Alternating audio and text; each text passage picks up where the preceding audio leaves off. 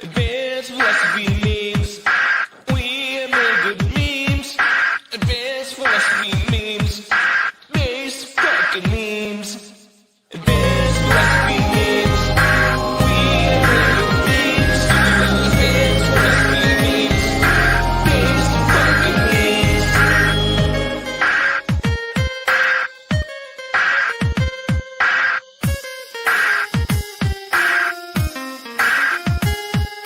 Shoutouts to Andreas, Deacon, my boy Scott, Pedro, and everyone else that engages on my posts.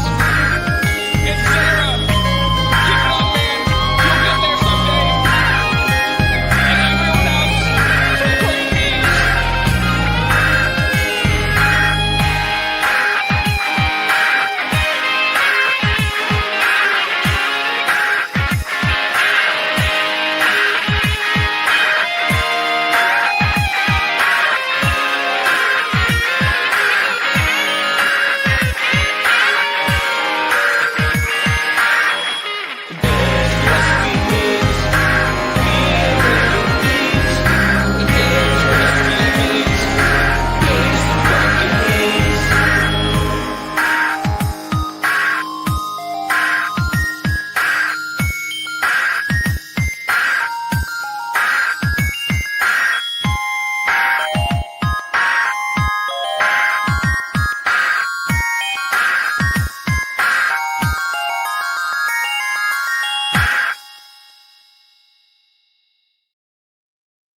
Well, I'm gonna quickly pivot because things have changed like drastically in the last 5 minutes or 10. Holy But crap. so a friend of ours, Charlie Kirk, has just been shot, and it's I'm not going to show the pictures or videos here, but it's pretty bad. He was shot in the neck in the Utah Valley University.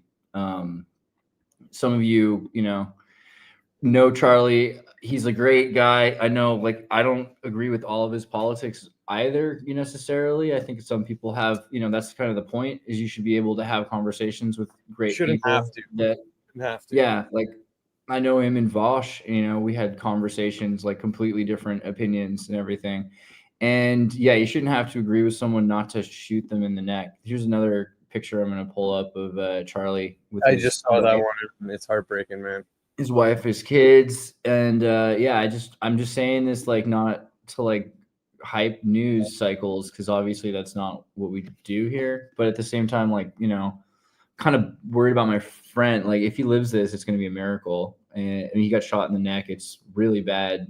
Like the footage is just crazy. And in Utah, it's amazing how many leftists hate guns, yet apparently are sharpshooters. You know what I mean? I don't know if I really believe this is like what people are going to say it is. I think it's kind of crazy. Yo, what's up, bro? We're just talking about my friend Charlie Kirk, who is he's kind of a political pundit, and he was just shot about 5 minutes ago in America, in Utah. About 40 minutes ago. What was Okay. the ethnicity of the shooter? You see what I mean? Yeah. White boomer. I already wanted to like bring it up like that earlier about psychological operations. I know we talked about this already, like everything's a psyop, but we'll get into that in a minute. Just want, I just hope that people understand, like, even if you don't like somebody, like, especially if you don't, right? Like, I think Jesus said, pray for your enemies, even, right? Like, don't just like love your friends, like you have to love your neighbors. And so I don't know. I mean, I don't even know where to go with this. It's just so insane that we're at that point where they're just murdering people that they disagree with, which is generally bad for everybody. And it's pretty dangerous. Yeah. Well, anything you guys want to say about that before I try to figure out what else to move on to? I just want to say, like, to Charlie and his family and everyone, there's a lot of people pulling for you guys and praying for you. I mean, it's just terrible. Like, you don't have to be friends with the guy to feel for what's just happened. You don't need to respect the guy. I mean, anything like this is just disgusting. I already was having a rough day today, and this is just kind of blown my top a little bit. It's disgusting. I mean, if the footage that I'm looking at right now is real, It doesn't look good, and it just doesn't look good at all in any retrospect. I mean, anyone seems to be able to be a target. Like, I mean, Trump was shot at twice recently, and now you think you can go to a school and have a debate with people to talk about what's better for the world, and someone shows up and just straight up tries to murder someone, regardless of who it is. It's just awful. So I hope the footage I'm looking at is clickbait, and I hope that he's okay, and I hope everyone there is okay. Yeah, it's just it'll be interesting to see what happens after this, because, you know, if the shooter was black or something like that, it would be a lot different. So let's see, now that the shoe's on a different racial foot, let's see what happens. Let's see how it's handled. I bet you nothing of significance is going to happen because of this. I'm sorry, Chris. I bet you nothing of significance is going to change or happen because of the shooting. Oh, well, if he survives, he's going to be like the most popular guy on Earth. Even if he didn't survive, I bet you nothing would significantly change or alter because of this shooting. Same with the stabbing too. Like, I don't think the result of that is really going to lead to any meaningful change in policy or legislation. The one on the bus? Yeah, I don't think either of these cases is ever going to lead to any significant change that's going to be meaningful or positively impactful to our day-to-day lives as an American. Not going to happen. But what will happen is a bunch of people are going to get pissed off and emotional and start pushing one political narrative over the other and find more reasons to hate their fellow Americans. I believe that's going to happen because this has happened. Yeah, that was my over and over on what you said. I was going to disagree with you and just say that because, you know, again, regardless of what this is, like we're going to have to go into the Ukrainian stabbing on the bus too. A is here, and he just brought up the helicopter crash, which is like another thing that we'll have to talk about. You know, there was this crazy helicopter crash that happened earlier where a bunch of people were flying. I think the main tail boom separated midair, and then a helicopter crash. So it's just been like, it's been kind of heavy. It's been kind of a heavy day generally. But just to reiterate your point is that this is going to be used. Everything, people's lives are now just used. You know, it's nothing new, I guess. People's lives are used all the time. That's a good point. But it's weird. It hits home a little harder when it's your friends and it's people you know. Like, and I already just saw a comment because I posted on X saying, you know, like prayers for Charlie, you know, because he's got like a family that needs him, like friends who love him, and like God's on his side, you know, something like that. And we've already got like a comment from someone who says, F him, you know, from BYU is overrated, right? So like, I'm sure there's plenty of people that just hate this guy, and it is what it is, that they're like grateful that someone's gonna get murdered. I said, that's a crazy thing to say about anyone who's just been murdered for speaking. Hopefully he hasn't been. I would say the same if Destiny or Vaush was shot, right? Who I know both of them too. And I would say the same freaking thing, like that. It sucks when like a real person, and it's one thing if it's just a crisis actor or something, but this is like a real person who has a real family, and yeah, try to find some humanity. But you're right, what's going to happen is this will be used to accelerate the police state. It's really kind of the thing this week that's been going on for a lot of people. I've noticed that. I said, and just like that, the left stopped caring about Ukrainians, and MAGA started begging for the police state. They've been protesting for decades. Well, it's the greatest, it's the best advertiser for companies like Palantir. I mean, what you were saying, how like it's just going to lead to acceleration of like police state. The modern iteration of that is like advanced tracking systems. That's going to, yeah, we'll let out the crazy black guy from custody 12 times in a row, but now we have like crazy surveillance systems where we're going to know every single thing he does, and everyone's going to everyone's going to buy into it because they're going to be like, we don't want another poor white girl getting stabbed on the bus. Yeah, I just want to say my disdain for any sort of violence, abuse, or corruption of free will is equal, no matter whether it's publicized or not. Although, of course, I do understand if you personally know someone, it hits home even harder. What I'd like to bring up, exactly what you said, terror risk in terms of Palantir and the police state. I'm also really wondering whatever agencies, security details in whatever way, shape, or form would usually be responsible to keep individuals safe.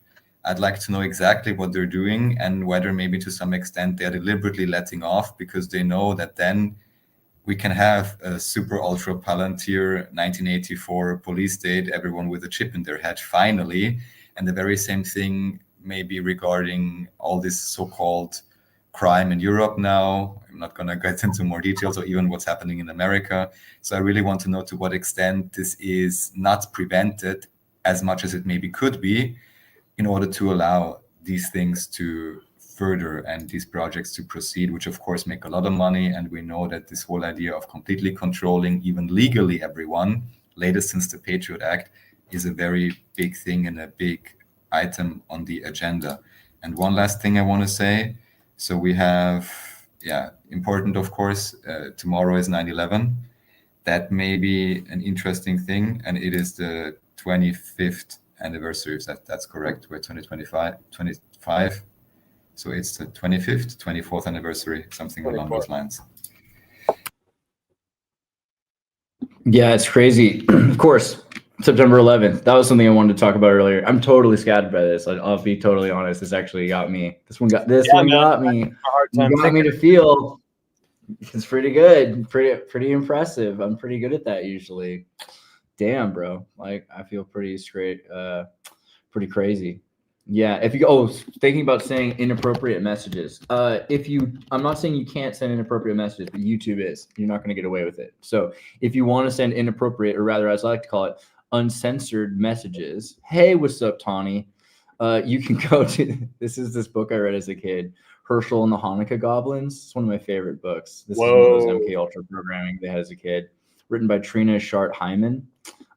It's about this wandering Jew who finds his way into a haunted house at Hanukkah time, and there's all these goblins there, and each one of the goblins has a problem and he helps them. This goblin's got his hand stuck in a pickle jar. Very Andrew Wilson versus Owen Benjamin kind of vibes. I was sending it to Owen earlier too. And the whole thing is the goblin wants to get him, but he can't because his hand's stuck in the pickle jar. So he's like, well, if you promise not to hurt me, I'll help you get your hand out. And he's like, all you have to do is let go of the pickles so your hand gets smaller, and then you can release yourself from there. Yeah. Thank you. Yeah. Thank you a lot. I appreciate it. You're a good and tried and true mod. You know what? You stepped up to the plate, eh? Like, I appreciate that. You're a good guy. So yeah, like I said, you can guys, if you want to say stuff that you don't, that one should not say on YouTube, you can do that on F chat. So just, you can hop into the F chat and you can say whatever you want. I mean, it's why we built that thing. Thank you, Tawny, for making it happen. Okay, September 11th, Arena, the Ukrainian girl. That was the one I wanted. I was like thinking, do we even talk about contemporaneous zeitgeist? Like, that's not our thing, but it's one of those ones where this whole time, I feel like this will be enough to like cut for like a year. It kind of sums up what's going on with psychological operations, because it's just been really crazy for me watching all of my friends, because I know a lot of these, like I know Alex Jones, all the InfoWars people. Alex Jones, the way I found him, was originally like protesting Waco, saying that Waco, with the alcohol, fire, tobacco, ATF, attacking and murdering innocent civilians just because they had guns of their own, was wrong, right? And that there's a suspicion. And he's, one of the first things Alex talked about was, before Palantir, 1998, 99, was like government chips in your hands, government trackers, the idea that the government's going to be watching everything you do. This is before cell phones were computers and they were tracking devices in your pockets. So it's weird for me to watch InfoWars go from being like, be careful about the government, be careful that if the left hand slaps you, that the right hand, helps you. Don't believe that just because they hit you with one stick or with one whip, that you want the sugar bread in the other hand, right? This is the stick and carrot routine.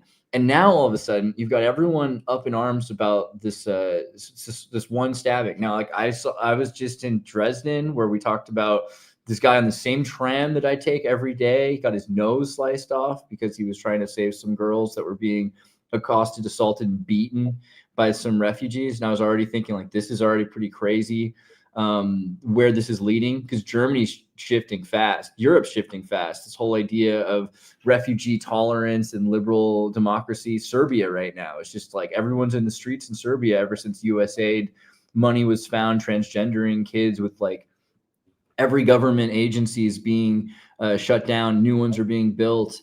And Serbia wants a new election as soon as possible. They're going to have an early election because they want to get rid of their president who's been working with this US aid from the former government.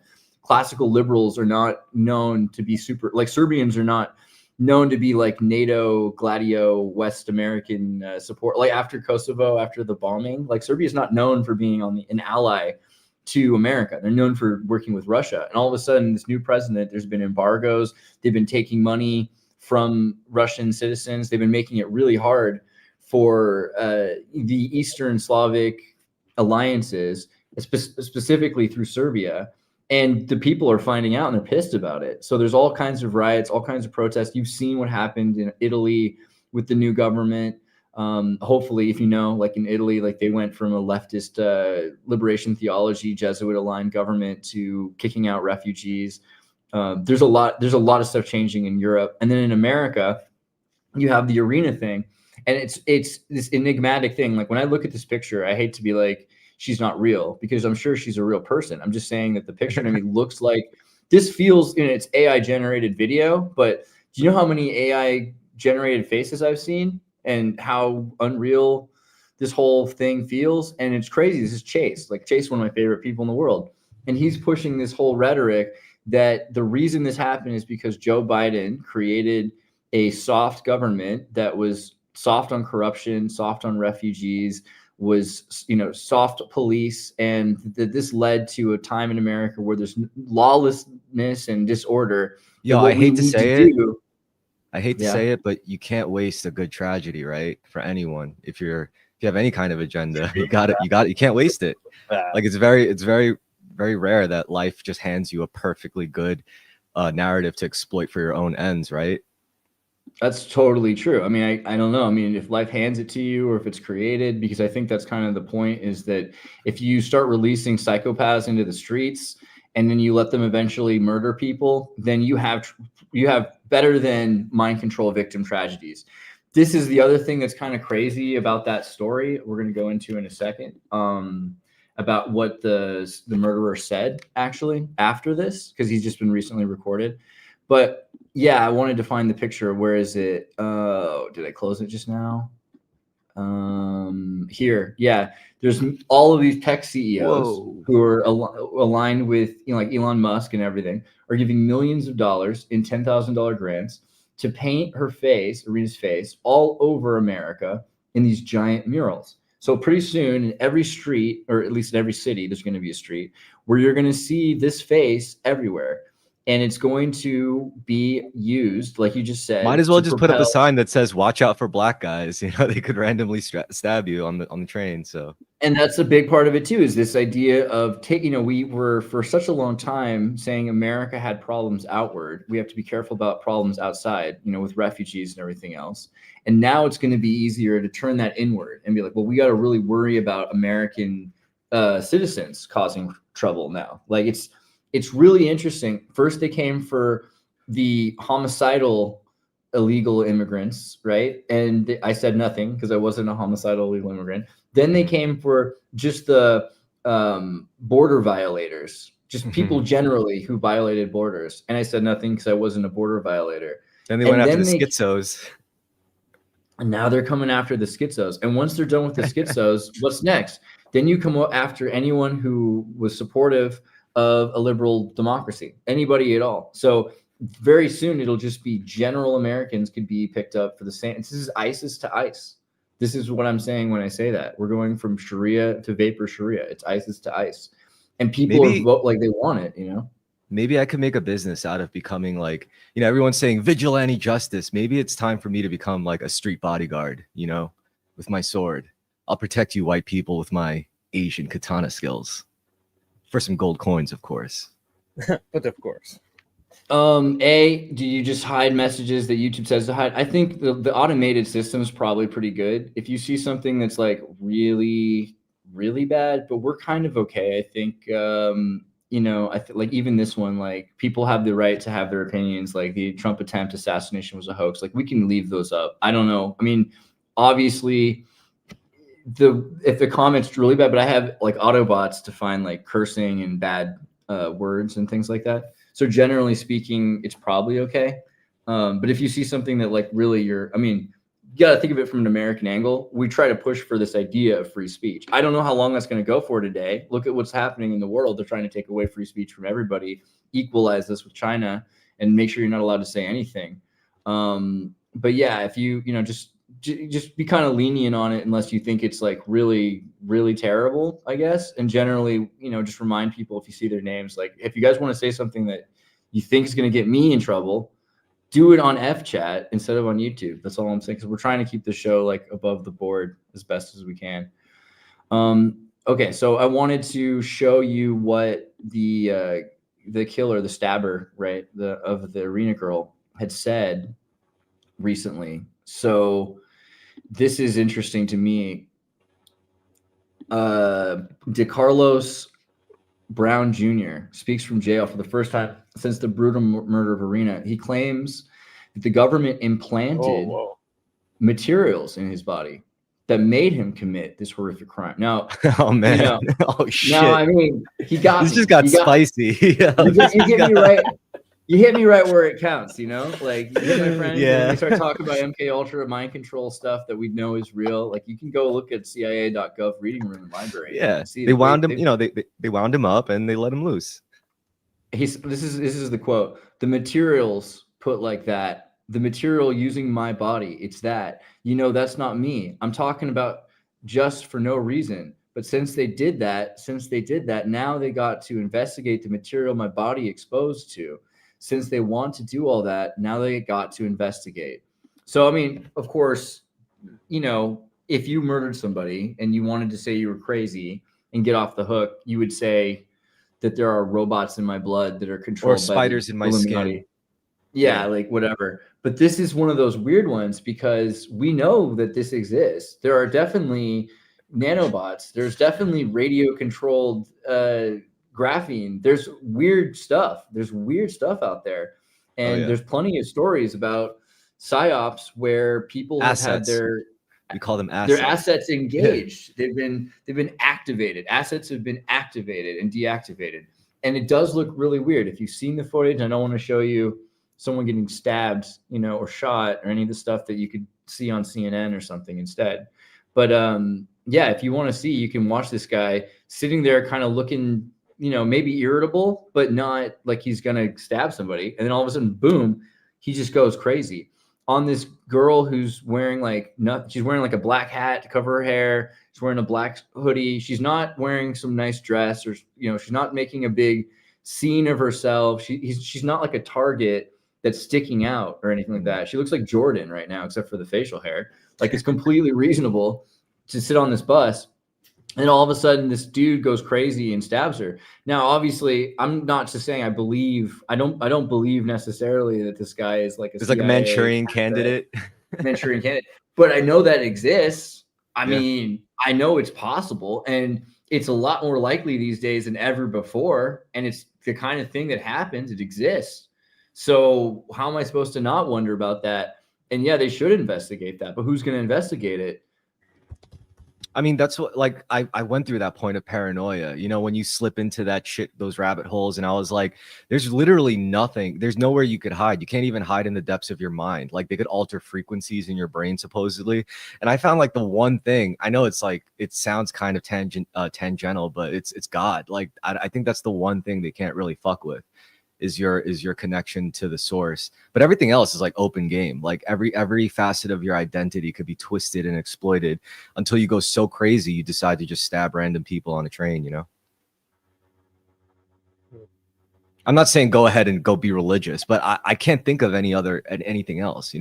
Family easily exploited, your job easily exploited, your culture, your nationality, your identity, your sexual everything. Except for I guess being thankful to God, like what else is there? There's nowhere else is safe. Anybody got thoughts? I'm having a tough time processing with everything going on. So no. Well, I'll just say that we are constantly embedded in all kinds of frequencies, many of which we are woefully unaware of.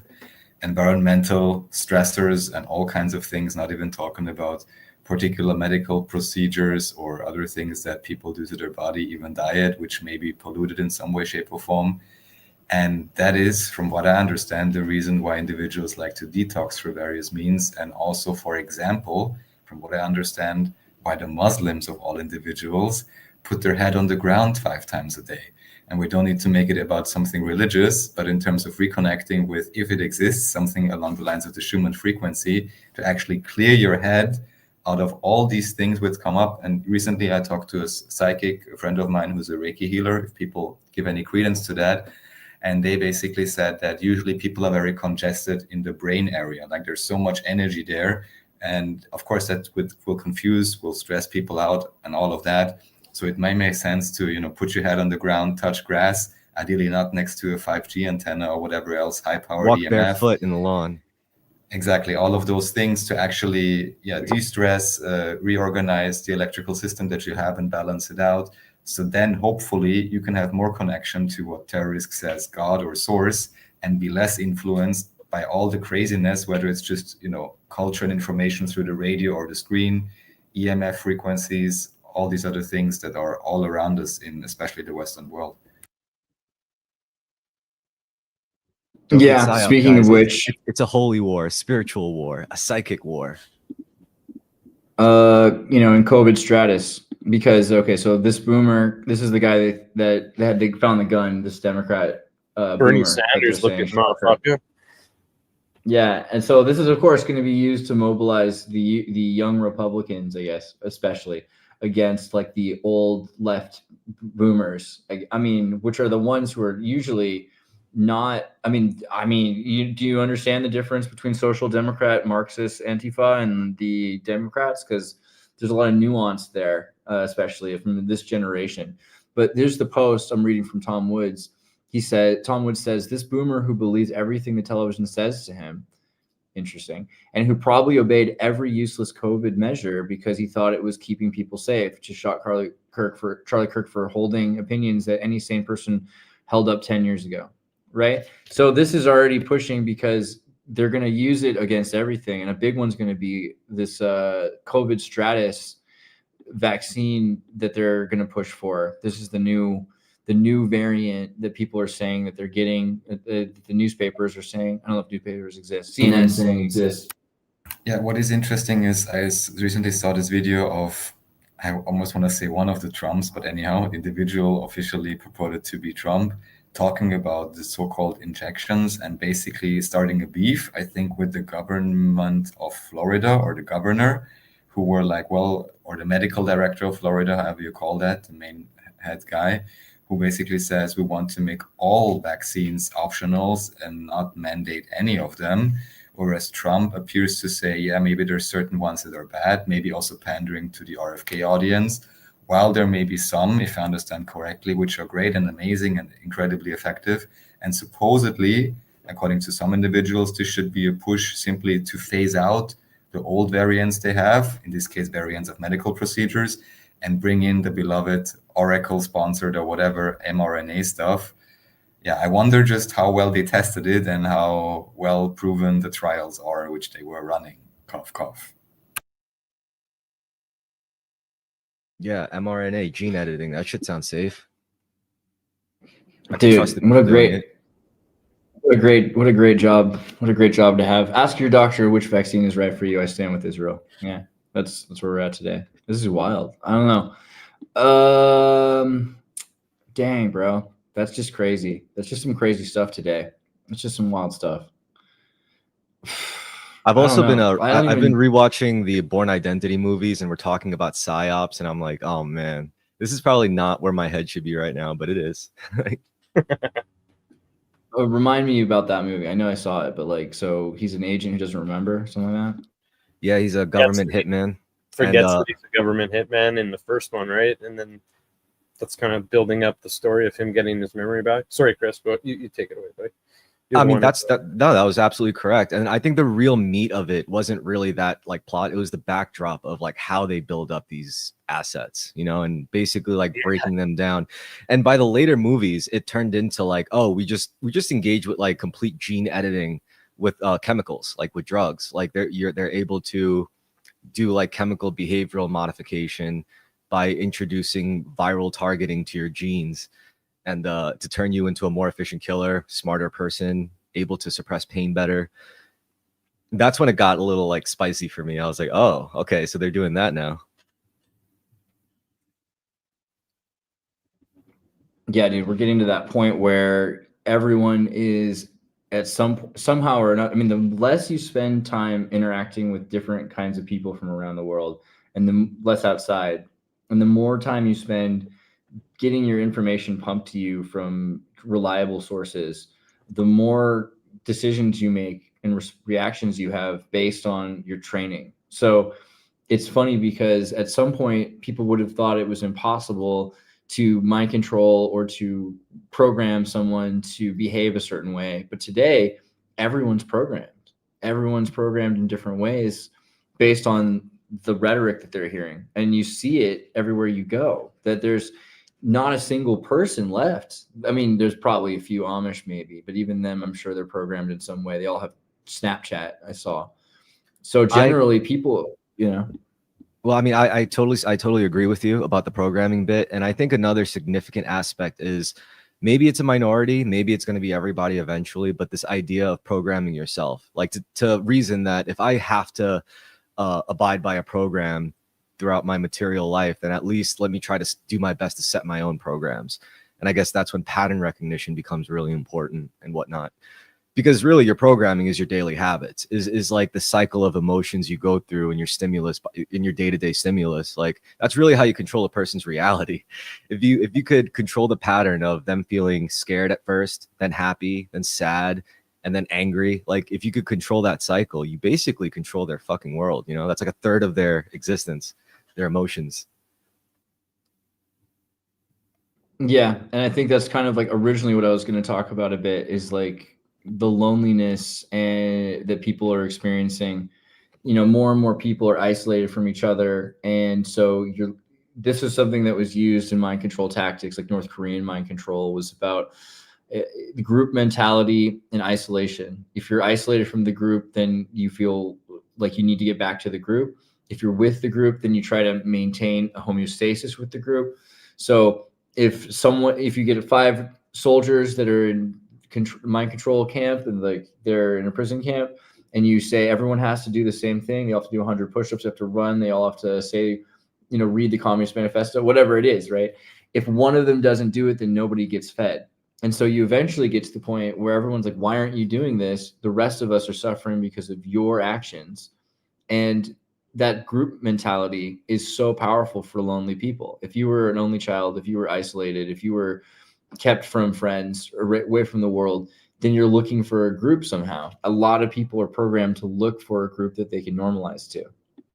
I mean, now it's all like visually enforced, right? I'm sure if I sat here, I could pretty much assume that everyone has this image embedded in their brain of like that red jacketed dude standing up behind like a hunched over little girl. Like, I think that's it's that deep, you know. It's you just have to force feed images over and over and over again to kind of just put everyone on the same page, so to speak. I mean, it's part of our identity because so many people, when did this start also that identity was an aesthetic with commercialism and everything? If you're a skater, you dress like a skater. If you're a punk, you dress like a punk. And so in high school, you know, you have a scene, people can see you and see which scene you're in, and you behave based on the programming that you're saying, okay, I'm going to be a surfer, I'm going to be a skater, I'm going to be a pothead, or I'm going to be a football player, right? Yeah. I mean, I won't lie, like I think that's all manifestation works kind of like that. Like you can't just say, I want this identity. You have to immerse yourself in that, like, oh, must be what it would feel like if I was able to do that. So I'm just bringing up the network from 1976. And why is this speech so accurate today? Everyone knows things are bad. Everyone's scared, losing their job. Dollar buys a nickel's worth. And then, as you guys know, at the end, he's saying, you know, this goddamn tube of a TV, which in this case as well could be social media and all associated things, you know, just turn it off. Turn it off now. That's what I'm thinking. Put the controller down, Snake. Sparrow sent in 20. Thank you, Sparrow. Stay safe out there, guys. Yeah, I appreciate that. That's awesome. Yeah, we got to be careful. Yeah, thanks, Sparrow. Where did you Where did I sit down? This is a trick question. You think I sat down? I was so sick of sitting in class, I would walk around to all the different scenes, of course. I'd go, like my mom was a doctor, so she used to do rounds. So I always called it rounds. I would do rounds to all the different cliques and scenes and see them all. That's how I was like too, dude. Yeah, man. Or if you're at a party, you're like, I'll be right back. I got to do my rounds, and I'll be like, all right, see you later, Andreas. See you in a Pretty couple much. hours. Yeah. Yeah. Because like you can't, I mean, the whole idea of just being in one group just seems kind of crazy. That's like literally the most dangerous thing you can do. And you know, it seemed always like a big problem. They're gangs. There's just different gangs of people. The cliques are different. It's like a different color of the spectrum, and everyone's locked in their thing. So they'll think, oh, hey, you're part of us. You see things like us, but they hate each other. So if you can be, if they see that you understand another group of people that they hate, then they feel like you don't understand them, that you are separate from them. And there's no way that you're allowed to feel multiple empathies or have different perspectives at the same time.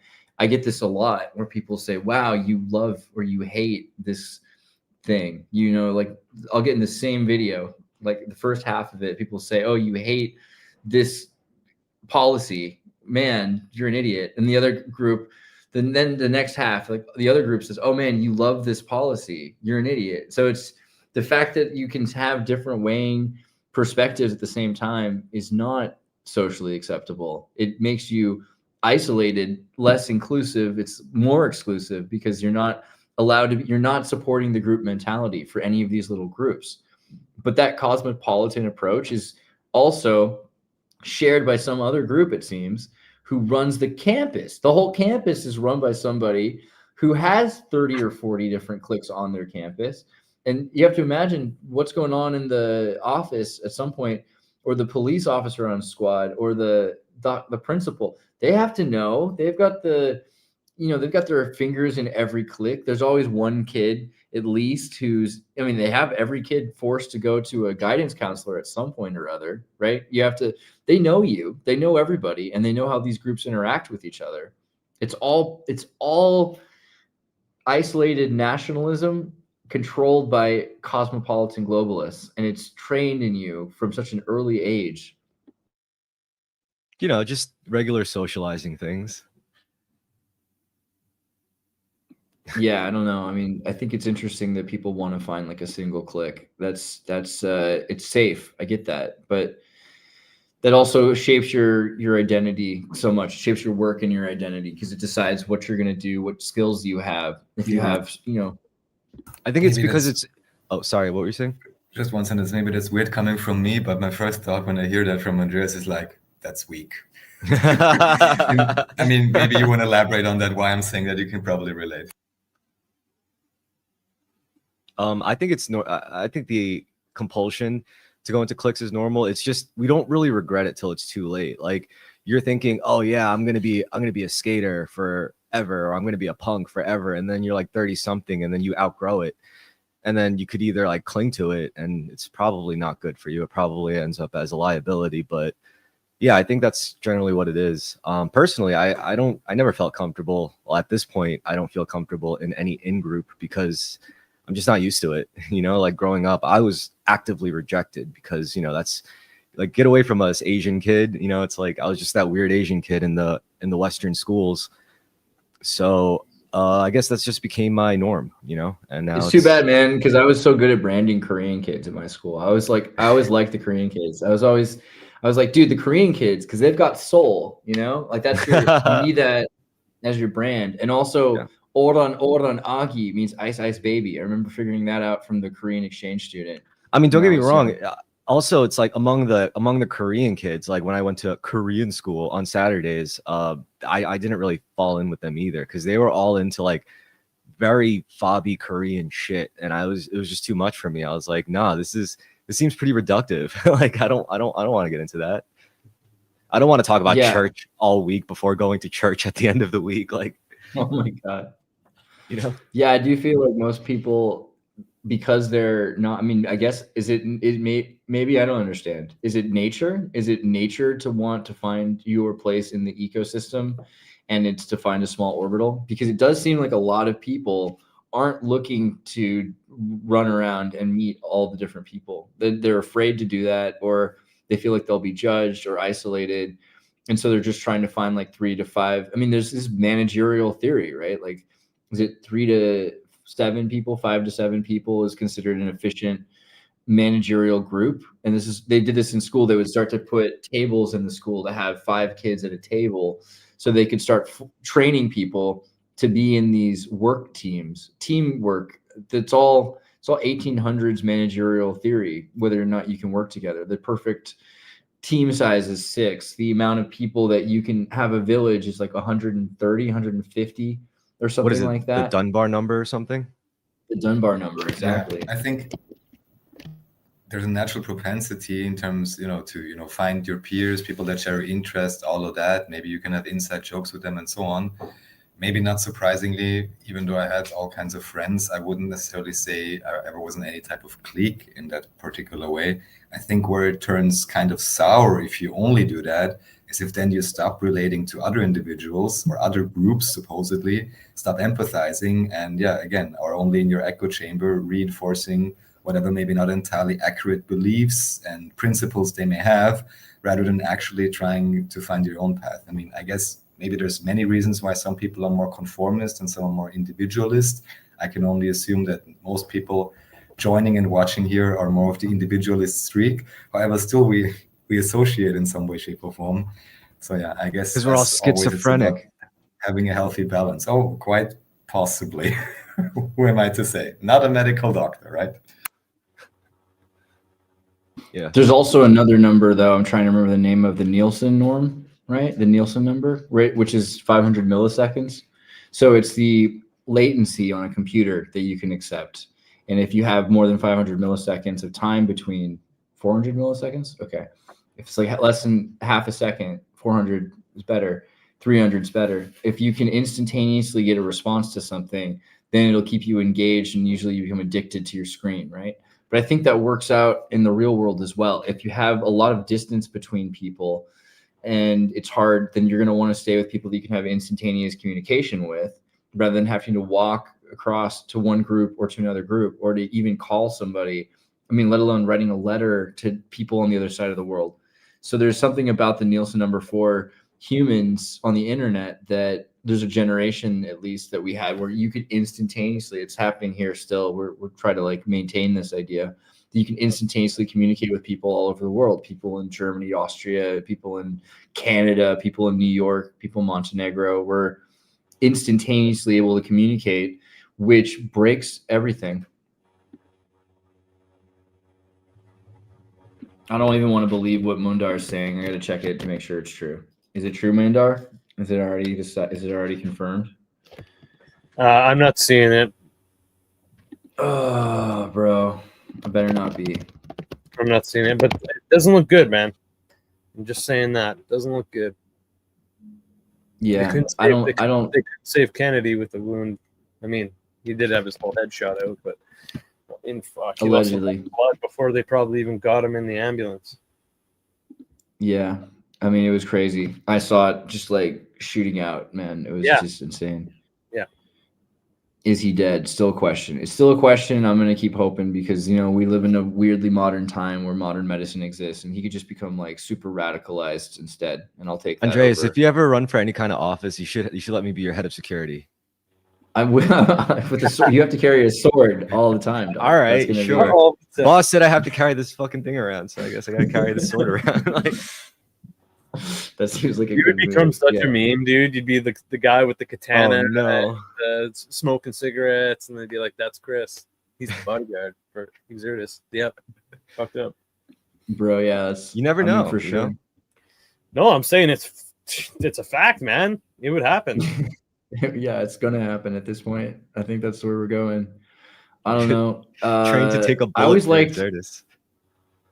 I always liked that thing with Jesus, because people always talk about worshiping Jesus, but a big thing was Jesus said live like him. And so when you're a kid and you read that, you're like, well, and I think they do this on purpose. They train you to miss the big part about what he did with his life. They cut out that whole thing from 13 to 30. But they show that part where he gets murdered. Like they show the part where he's a smartass in court, And then they showed the part where he gets murdered for it, and he gets like really whooped. They whoop Jesus hard. I don't know if you remember, but it's pretty bad. And then they kill him. And so you see it as a kid, you're like, okay, if you're gonna be like Jesus, then you're gonna have to die. You know, like if you're gonna be like Jesus, you're gonna have to pick something up and fight for it, and then people will hate you for it, and then you'll die. You'll die for the thing you believe in. Yo, what's up, Stellium? You made it. What's up, bro? This is our friend Stellium, the hacker prince. Hey guys. Is your internet? We got, so I'll you know, just as like a reasonable segue for a second, I'm trying to find a cover of your book or something so I can show that. Here it is. Our buddy here, just so you a little background, Mike was the guy that they based that movie War Games on. So you've got this kid who was a hacker, and then the government finds out that he's been using their phone numbers to get into their systems. This is basically what happened with Mike. Mike was earlier in the movie, went off to, I think you were in Washington. I got to read the whole book now because you can get the whole book now. This is his memoirs of a digital rebellion in the 80s. He was in Seattle. Yeah. And so you found your way into like the dumpster with all the numbers from Microsoft for the DoD. Is that basically the deal? I definitely did some dumpster diving. There's no doubt about that. But there were lots of ways to get in. It was a lot easier back then than it is now. The humility of a hacker. Well, yeah, you did get clutched up, I guess. This is what the book's going to be about. You guys are going to have to get a copy and read this, and he's going to do an audiobook for it too. But basically the government found out who was using those phone lines and connecting to their DoD and going through their systems. And so they picked up, he was a freak, bro. You're a super freak, but you also had a modem, so you could. And a hacker. I had a blue box, red box, multiple colored boxes. I feel like nowadays, as the technology and security systems become more advanced, I think like people are becoming the weakest vector in any security system, because like as we become more reliant on like electronic systems to secure shit, we get lazy, we get stupid, and I think like that's when we become the targets to break into something. Yeah, the people are always the weakest link in any security system. It's talked about in my book. It's a famous quote by Kevin Mitnick as well. Social engineering is the easiest form of engineering for sure. You just ask them for like the piece of paper, they don't understand what it means, and they'll give you that information. But you want to explain real quick, maybe like what happened? So they picked you up and they arrested you, and then what did they do? What did they make you do? What happened? Yeah, well, I was, let's see where to start.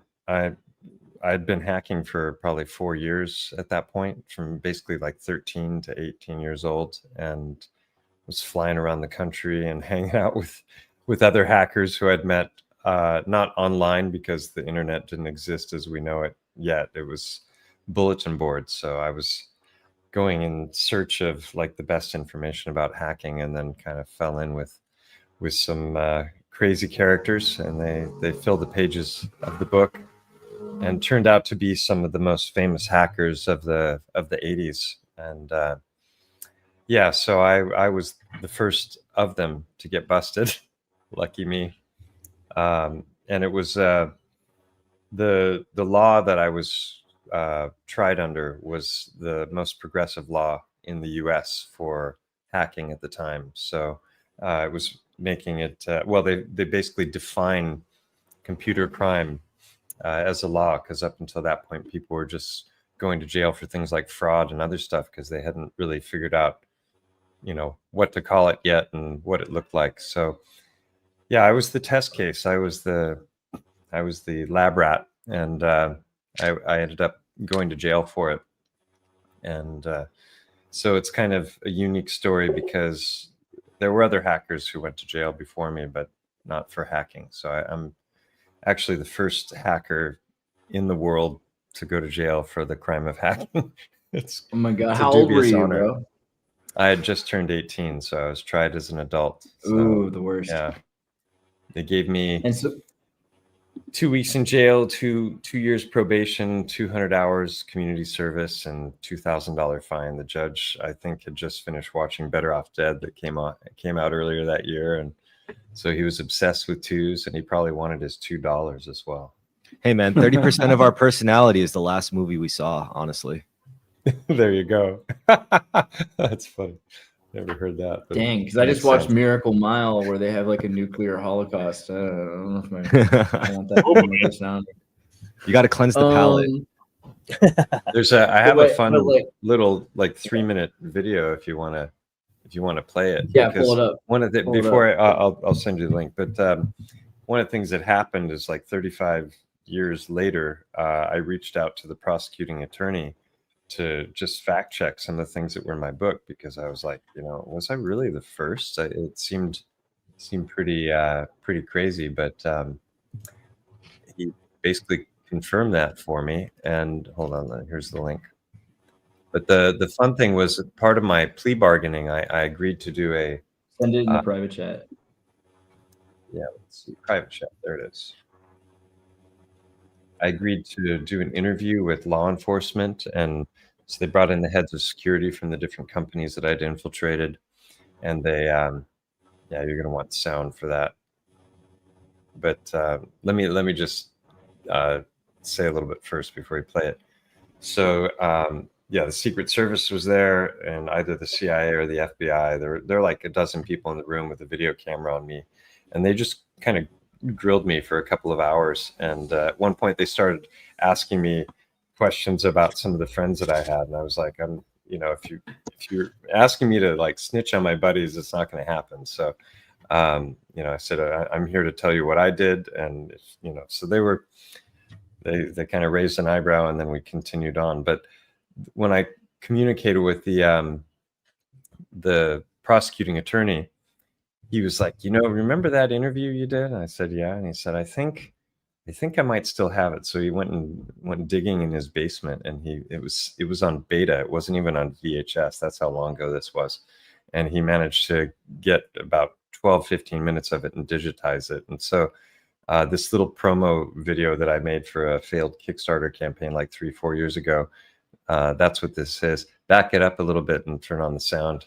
You can play that.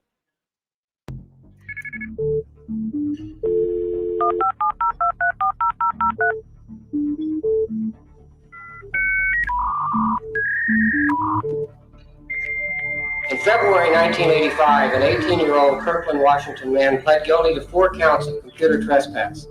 The defendant was accused of gaining illegal access to 4 large Seattle area firms. Would you state your name, please? My name is Mike Wilkerson.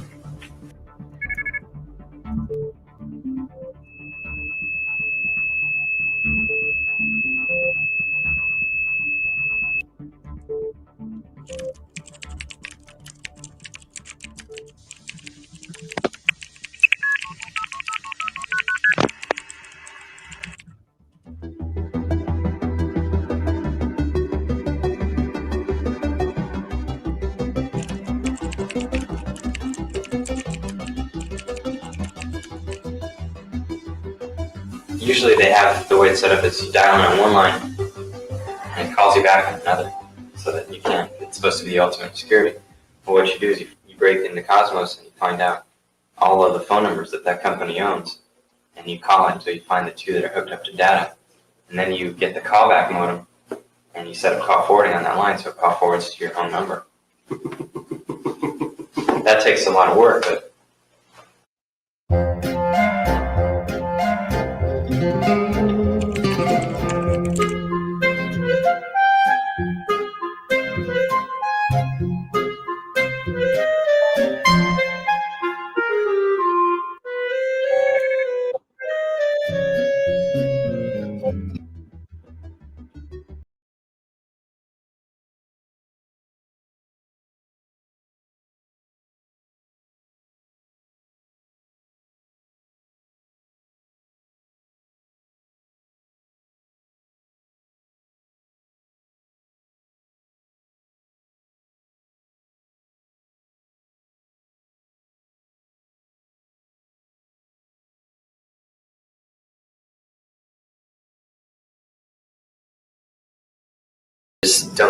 going to get caught. You ask any hacker out there that hasn't been caught yet, if he thinks he's going to get caught, he'll tell you no.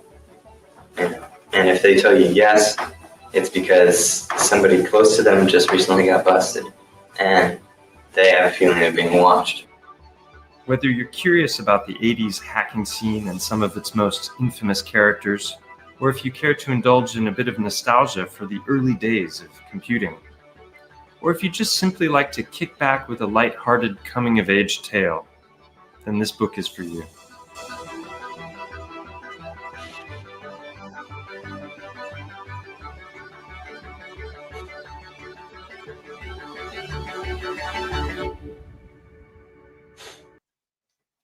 Ta-da! What's You made it out, Andreas. Sorry, I was just saying, pretty crazy, right? Like, it's pretty amazing, actually. Yeah, that was wild, because I didn't know that footage still existed, and 35 years later he sends me a link and I download it, and it was something else. See, it's like the only video of me at that age or younger that exists. You know, videotape and video recorders wasn't very common when I was a kid. So yeah. Dude, that's insane. That's pretty crazy. Yeah. I've had a lot of people have read it, several published authors, and they say it reads like a movie. So I It's got to be. I wanted a page turner, and I made one. So, dude, yeah, I got the first chapter, and then he just sent me it. So I'm gonna be reading it through. We're gonna do an interview soon, like going over everything from the book. But that's pretty incredible. Yeah, there's a lot awesome, in there. Like one of the things that happened for my community service, a man reached out to the judge who had seen me on television, and he was the founder of the National Coalition for Children's Justice. He was on to the whole human, the child trafficking stuff, basically before anybody else. He wrote a book called Child Lures, Crying in the Playtime of Others. And his dream was to set up some sort of a national network for tracking missing children. And he was I had a first conversation I had with him. I was 19 years old at the time. And he was already talking about things like SRI and human trafficking, and basically, the satanic elite, and that how it was reaching up to the highest, levels of government, and that it was very organized. They were using bulletin boards to move children about. And if you cross state lines with any of the children, there was no follow-up. There was no interstate cooperation. So his idea was to set up a network, and we started the process, myself and a couple of other hackers. So called that program Hackers from Heaven. So it's all in the book. Interesting times. And then, as we've seen over especially the last decade, so much of that stuff has just been proven to be not conspiracy theory, but fact. And so he was well ahead of the game. He passed away a few years ago, but I managed to talk with him before he died. It was a fun conversation. Kenneth Wooden, rest in peace. Oh man, yeah, this world's full of a lot of problems. The whole point of this, funny because I made this title we have solutions. So do you want to what do you think? Do we have any? Is that just wishful thinking on my part? Do we have solutions? Do you think we have solutions to this stuff? Is Roblox going to win, or are the kids? I think things are getting better. It doesn't seem like it, but I'm an apocalyptimist. I think it's probably going to get a lot worse before it gets better. But not the first hacker. First hacker jailed for hacking. No, but I coined the term Prospiracy a few years ago because everyone's always going, down the conspiracy rabbit holes, and they can lead to some pretty dark places, and it can be pretty depressing sometimes when you start to become aware of all the stuff that's going on and has been for a very long time. And as you really, I've been at the whole, pulling back the curtain thing since I was in my early 20s, when my father gave me a book called Behold the Pale Horse, which written by William Cooper, that just kind of laid out the whole secret societies, the power structure, MK Ultra, all kinds of. There were so many topics in that book. So I've been looking at the world through different lenses for over 30 years now, and like I said, it can get, it can take you to pretty dark places. And a lot of people get stuck there, and they want to like run and hide in the hills. And for me, I found that there are actually a lot of rabbit holes. When you go down them, they leave you feeling empowered. They leave you feeling less afraid. And take viruses and virology, for example. If you dig into that one, you stop worrying about things like gain of function and whatever the next superbug is going to be, because you realize that they've never actually isolated any virus in the history of virology. And that's definitely something to look into. So I call that Prospiracy, because you no longer worry about somebody coughing next to you. You realize contagion, as we were taught, is not a real thing. And there's a whole bunch of them like that. Nuclear power, nuclear bombs, asteroid strikes from, that supposedly wiped out the dinosaurs, that kind of stuff. So after a while, you just start laughing when the propaganda comes down the pipeline. So Prospiracy, that's my contribution to solutions, is there is light at the end of the tunnel, but sometimes you have to go through and, to get to the other side. And so it's not all doom and gloom, and it's not all fearful. That's my take on that question. I agree. It's going to get worse before it gets better, but I agree. I also think it's going to get better. Kind of, it has to, right? There's someone said this, that if the good guys win in the end, was it? It's something like that, right? Or like the ending is good. If it's not good yet, it's not the end yet. Something like that. That there's still more, because there has to be some sort of a rise up. I don't know. You heard what was going on earlier, right? Telling him about Charlie Kirk. I just heard about that, the shooting, and also the subway, and what happened to the Ukrainian girl. It's just horrific, and of course, it's just more division sowed. So yeah, totally, and more power to Palantir, and more power to police state. It's funny, because during a time when the Democrats were in office, the MAGA and like the right wing were always saying like, oh, we have to be very careful about the power the government has. We need to weaken the power of government. And now that the MAGA's in power, they're like, we need public executions. We need, to arrest citizens. We need to just surveil every aspect of everything. Right. Yeah. I mean, how do you feel about, universal surveillance? I mean, isn't it already kind of here? I remember watching that movie Enemy of the State with Will Smith, and they replaced his watch and they replaced his phone. And now it's like they already did that to that movie was about how they were replacing all of our watches and all of our phones, and that it was never going back, that those devices will be the points of impact where we have tracking devices on everyone all the time. And like how much is still private? Like, do you think private, because this was a major thought that privacy would stop existing sometime in the 21st century. Does it exist at all anymore? Is there any privacy? I don't think there's any privacy on our black mirrors. It's pretty obvious that they're tracking every click, and they have been for a long time. So I've operated for decades under the assumption that anything I do online is tracked, and so for me, it's just kind of like hiding in plain sight. And I'm sure there's all kinds of different watch lists that many of us are on, but truth is a hated thing when you're dealing with lying people who are controlling governments. And I'm of the mind that the government that governs least governs best. And the more they do, the more they show their hand. But the question is, can we do anything about it? So I think we're heading to a bifurcation, right? It's like you're either going to be a Luddite, or you're going to have to like do all of the facial recognition and all the everything that they want you to do to I just traveled to Australia and to Serbia, and it was like, it's nuts, all the different control mechanisms that are in place. But you no longer have to take off your shoes. Yeah. From the little bit I know, wasn't there an option even after 9/11?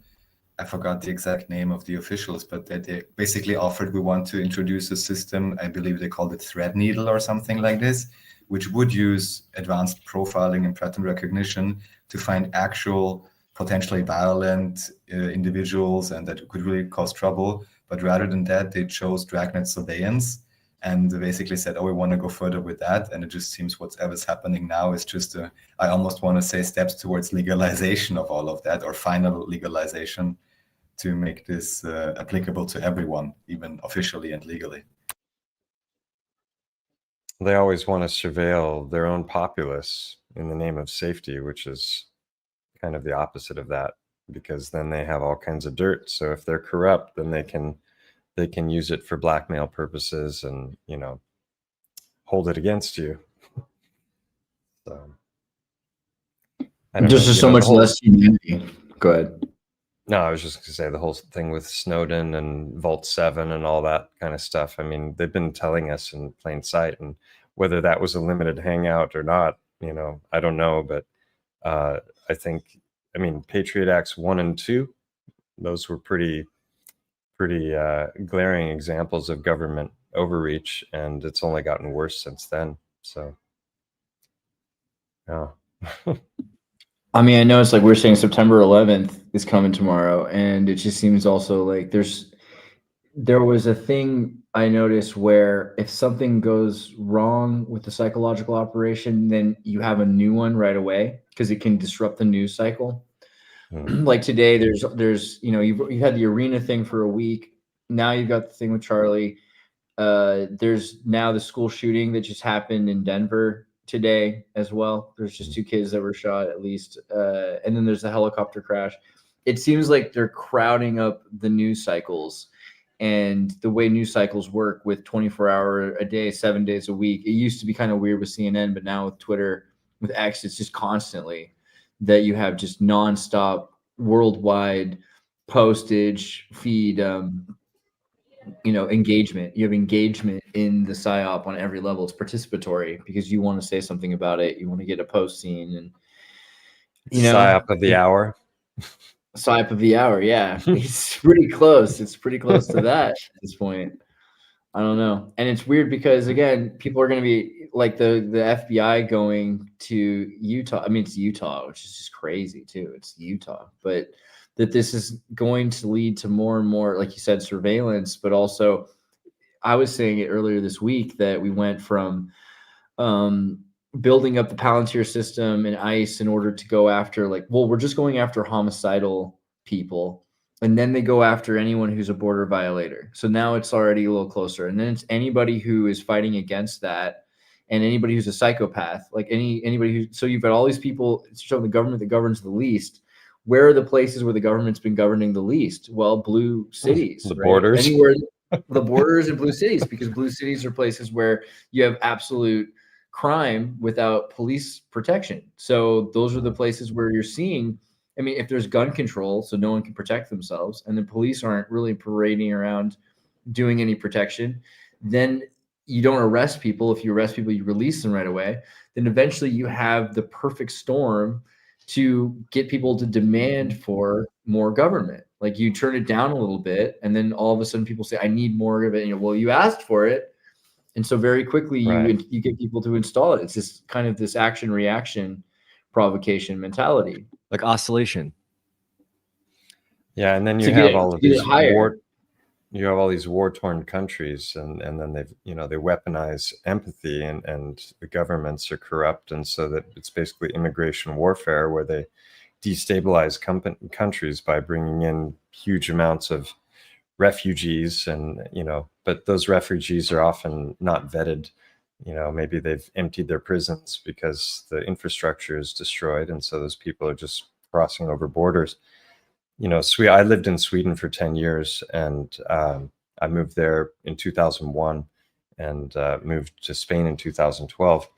And I watched huge changes happen there the last 20 years. It's just crazy how the crime rate and bombings, which never happened at all, are now a very regular thing. And I think it's the capital of I don't want to say the word because it probably gets triggered by algorithms, but forcing people to do things against their will.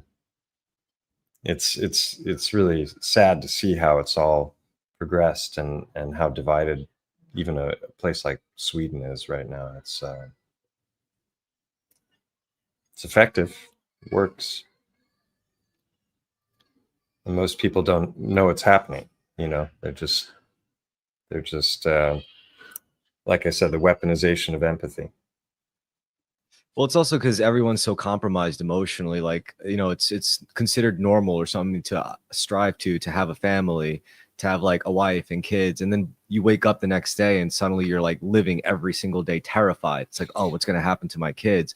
Or it's like, what are they going to be taught? What's going to happen to my wife just getting groceries? And I don't know. It's kind of like we're set up to fail.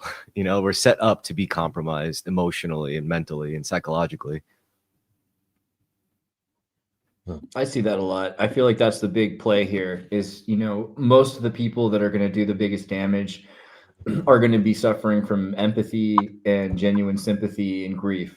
The more grief you have, the more upset you are about Trump, the more likely you are to do something crazy that hurts people. That's been a thing, right? And the more upset you are that someone did something that hurt some friend of ours, right? Or someone we know, or you just someone you like, a social media person, or someone just generally just like on your side, the more you're going to want to make some sort of a change. And the drastic change is always either you do something yourself. I think the other day people were talking about how they thought, like Quarter Black Garrett was talking about vigilantism. It's like pretty soon vigilantism is going to be a thing. I don't think so. I don't think vigilantism is going to be as big as you think it is.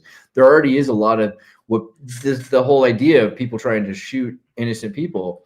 They think of themselves as vigilantes. So you already have that, but that's the provocation for the bigger authoritarianism. So the people that say, I can't do this on my own, there are so many more of them. So there's going to be far more people asking for the state to step in and protect them. That's where I see this going for sure.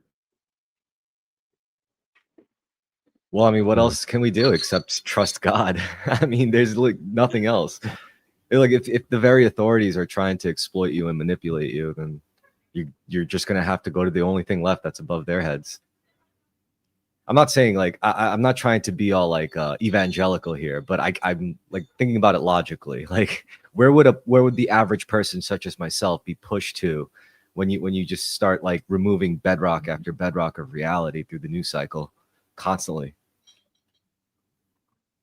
I mean, there's the unsavory ends like radicalism, extremism, vigilantism, like you were saying.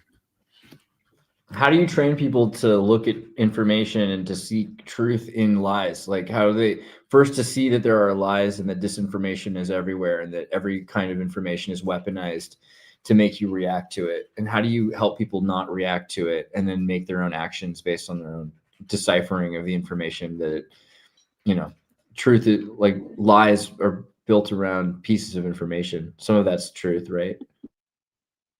I mean, I have my impulses, which at this point is just to try to be as grateful as possible. Like I got to keep it simple. I can't lean on like overly complex frameworks of psychology to try to like cope with things. I just have to just stop and be like, oh, at least I'm not dead. Like at least I got to live or something, just something, anything to be thankful for at that given moment when I hear like terrible news. And then I could deal with it. Then I could deal with the fallout of like what's actually happening. But I got to like just reset first. I think a big thing about this is a lack of self-direction and leadership. So young men are especially motivated. I think violence comes out of a lack of self-control. Like if you feel like you have no control over your destiny, if you can't communicate in a way that can get you a certain level of self-determination, you turn to violence. Men turn to violence. People turn to violence, right? And also if you feel like you can't be a good leader or you can't lead your own life, that you turn to try to find somebody like a meme lord or a president or a dictator. You want somebody who seems like they can that they're a safe leader. Like, and this is a very like Joe Rogan, Andrew Tate, Jordan Peterson. Yeah, you have these people that parade as alphas. These people that are not really alphas, but they parade as alphas because they're willing to, earlier we're talking about people that dress like skaters because they want to be skaters and they suck at skateboarding. Like this is, I think, what the alpha podcaster thing is. You have these like weak men. They're often homosexual. Nothing wrong with that, but if there's an obsession with the male aesthetic, there's a question about Andrew Tate. I'm just saying, there's something about this idea where if you love masculine aesthetic so much that you're trying to be like a muscular alpha, it calls in your, you know what I mean? It doesn't seem like how many dads do you know that are like that? Like you have a daughter and like they live their life and usually it's not them. Usually it's not the people that are actually comfortable with their masculinity or with their life. It's these like psychopaths who can't experience love that want to oppress to show that they have some power. I was thinking about this earlier because Owen Benjamin's doing this debate with Andrew Wilson. Andrew Wilson said some crazy things, not just about Orthodox Christianity. Like he talks about, women loving, like some women like sexual assault, that it'd be good for them or something like that. He said some crazy stuff. Talked about how he basically forces his wife into what I would consider like rape scenarios because he forces them. And it seems like it's all because Bad juju. he feels like he's totally, the dude's a psychopath. I mean, I hate to. Misogyny is kind of a red flag. Yeah. I mean, I'm a victim of that too. Like there's certain moments where I think like women think differently than men, and femininity can have violence to it as well. I think maybe that's me trying to equalize my perspective on it. Like you can't always think that women are Sophia, like the goddess of wisdom. Sometimes they're Eris, sowers of discord. But this is true about men too. But women have a special power over men, I think, especially men that have no power over themselves. And so that's a big push that men will try to be in control if they lack toxic femininity. Yeah, there's definitely toxic femininity, but I think it's created. I think I did this video a couple days ago talking about like the different schools and waves of feminism. And I think that there's a lot of reasons why feminism's evolved the way it has. And a big part of it is the hijacking of the media. Same thing with the Pride movement, right? Like if you go back and you look at women's suffrage originally, even the idea of just owning property and being able to be independent and maybe being treated somewhat equally to a man, except for in circumstances where you're like lifting rocks or something like that. There's a certain level where women were trying to find their equality, but then also I think in the 80s and 90s, particularly 90s and early 2000s, women's uniqueness, because there's something that's specific about women. It's not that they have to be equal with men or not the same as men. They don't have to be the same as men. That's a Soviet idea. That's a very Marxist idea that we're all workers. We're all units of labor. And so everyone's the same, regardless of any quality that you might have inherited that's different. The state can equalize you and offer you the opportunity to be just as effective a unit of labor as anyone else.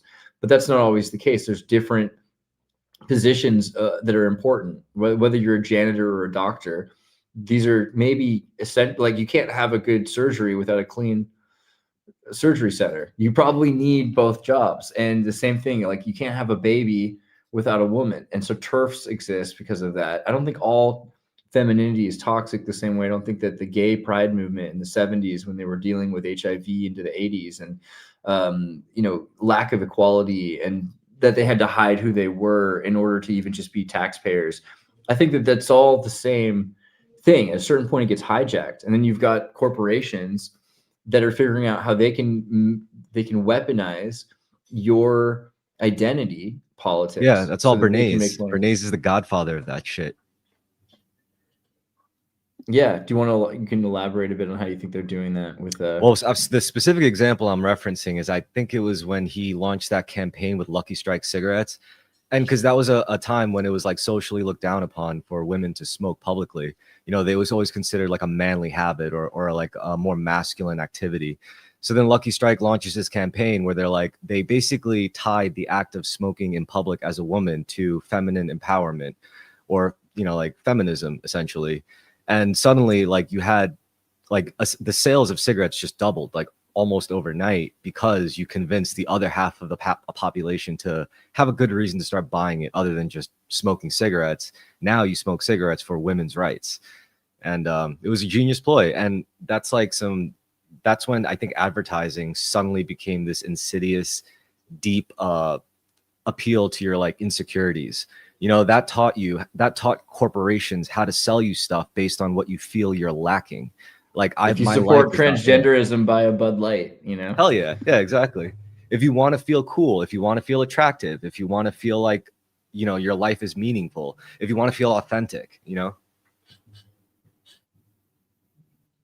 Yeah, So, I feel like I that's meant. what it's toxic corporatism. I really think so. I think it's toxic marketing, like propaganda itself is a way to weaponize people's identity. And so if you say, you know, we sell you a product that makes you more yourself, like you were just like everyone else, the same color as everyone else. Now you have a neon colored shirt and it's your favorite color because we picked it out. We made it for you. We made you more yourself. Like if you want to be a skateboarder, you need this outfit. I think that's a big consumerism. Maybe. I don't know if I blame consumerism. Consumerism is a problem, but that's not, I think, the issue here, because you can consume products you make, you can consume products your friends make, you can consume what you choose to consume. But if you don't have access to a free market and you can't consume what you want to consume, then it's or if you're easily trained to consume what you're told you want to consume. There's so many people that are eating things that are not good for them because they think they want it, right? I don't think it's consumerism. I think it's bigger. It's bigger because people are being programmed to believe that in order to be themselves, they need help. You know, Scarcity mindset. You think so? Versus, like, go yeah, ahead. versus scarcity versus abundance. I mean, like honestly, a person who feels content with themselves every single day probably makes a really shitty consumer. What can I sell them? They're already content. It's like, can I offer you this overpriced coat? It's like, nah, man, my old coat is just fine, and et cetera, et cetera. Scarcity. I like it. Some of that. You want to say something, Raph? No, there's too much to say about that. I don't have a clear thought on it, but yeah, abundance versus scarcity always is a thing, and I always wondered how to properly pronounce it. Is it scarcity or scarcity? Being scared in the city, all isolated, even though there's so many people around. Yeah, one can only hope for the best. I wonder what Jordan has to say. He's been quiet for a while. If he wants to say something. Oh no, I'm listening, man. Sorry, I'm just a little off today. Keep going, man. No, I know we're both. I see what you're doing. I'm doing the same thing. I'm digging, and as far as I can tell, like there's a lot of sources starting to appear that suggest that Charlie's dead. You know, it's. Yeah, Tim Pool, like a half hour ago, said he was stable, but I don't know about that. Yeah. I mean, I'm hoping that he's alive. I'm praying that he's alive. I mean, it's just, there's no reason that he has to be dead. We live in a world with amazing technology. There's all sorts of ways that you can save someone's life. There are people around there. Like if you're on a campus surrounded by people that are training to be paramedics and medical. Do you know how many Mormons live in Utah? Do you know what Mormons Melchizedek priesthood can do? Like, I command you not to die. I would hope to God that some freaking Latter-day Saints are using the Order of Melchizedek powers. Like it's some Mormon voodoo on this guy. I really do hope so.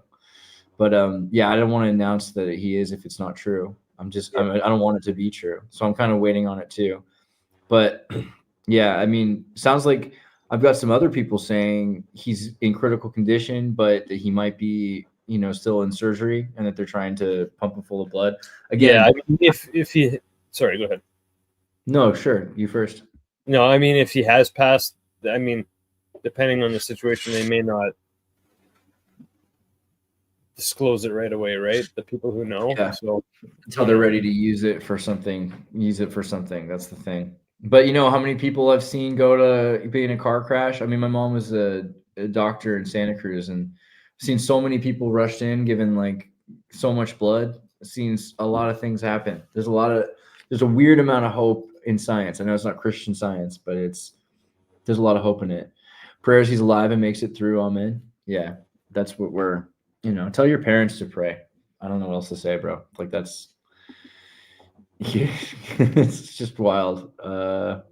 Yeah. And then, you know, of course, it's so easy to radicalize it. I just keep thinking like everyone's desperate for this idea of a civil war, but we've been saying there is no country anymore. There's like a world now. So a civil war is a worldwide civil war. It's like a war between two American created ideologies that are running the show, and they're fighting against each other for total dominance at this point. I mean, I see that every day. I see that more and more. What do you I think mean- about changing the subject again? What Well, do you- I was just thinking now would be a perfect time for like a false flag alien invasion. I mean, if Yeah. it was ever gonna come, like They've been saying it actually, like all summer. They've been suggesting. I think Avi Loeb talked about this, right? That like September to November, there's supposed to be some sort of a blue beam thing. I've been thinking a lot about that as well. That if you have everyone turned against each other, the easiest way to get everyone turned outwards is something outside, right? So you have an alien event or a nuclear event, or you have something that everyone, you know, if it's somewhere else from everyone else, then you can say it's attacking all of us at once. So it's so unifying in a way, and you could take everyone if you wanted them to be, but it seems like they're pushing everyone to be against each other. So I don't see if they really want to unite people, there are easy ways to do it. There's a lot of ways you can get people together. I don't know if that's exactly like maybe this is part of that oscillation you talked about, that they're oscillating from people turning against each other and turning back to each other. yeah, can't be static really. I mean, maybe that's the problem. Maybe it's like you just can't. Humanity just doesn't work that way, where we're like statically at peace or constantly at war, consistently at least. Like, nah, we just have to move in this like constant oscillating wave. It's really just about controlling it. You can't really stop it, so you could just manage it. You know, and then I hate that we're hyping it because it's fear. It's fear-based propaganda, and that's not our job. That's not what we do. But fear is really interesting because it limits and changes your agency, like your freedom of agency, your freedom to make choices. We were talking about September 11th earlier, because I was just trying to remember. Everyone remembers where they were on September 11th, but how many people remember September 10th? How many people remember what they were doing the night before September 11th? I vaguely do, because it was an interesting week for me. I came home from Europe. I just flew home, and I think I got back on the 9th or something. And then the 10th we hung out. I think we had enchiladas at the house, and I can vaguely remember also. They were good. I also saw, I think I saw Donnie Darko. I might have been the 9th I saw it, or the 10th I saw Donnie Darko, and I thought that was such a crazy cool movie. I mean, owning DeWibs, you remember what you were doing September 10th? Tell us in the chat. Do you guys remember? Like, what do you? Because it's easy to remember trauma, but do you guys remember what you were doing September 10th? Like, because it was such a different world, man. The world was so different. I was in elementary school, so every day was the fucking same when I was at that Yeah, age. that's what I was thinking, dude. Yeah. I was on the school bus, you know, the little bus, because not because I had special needs or anything, because it was just a small school, okay. Uh-huh. But one of the kids comes on and he goes like, "Yo, someone just flew a plane in the World Trade Center," and I was like, "No, they didn't." And then later on in school, the teachers in fact confirmed. It's like, yeah, it happened. And as little kids, we were like, "Oh shoot, that's scary." My Do you daughter, remember, Mike? my daughter was born that week, so that was an intense week. Oh wow. Okay. Yeah, and Wow. and I had read a book by David Icke about 6 months before called "The Biggest Secret Ever."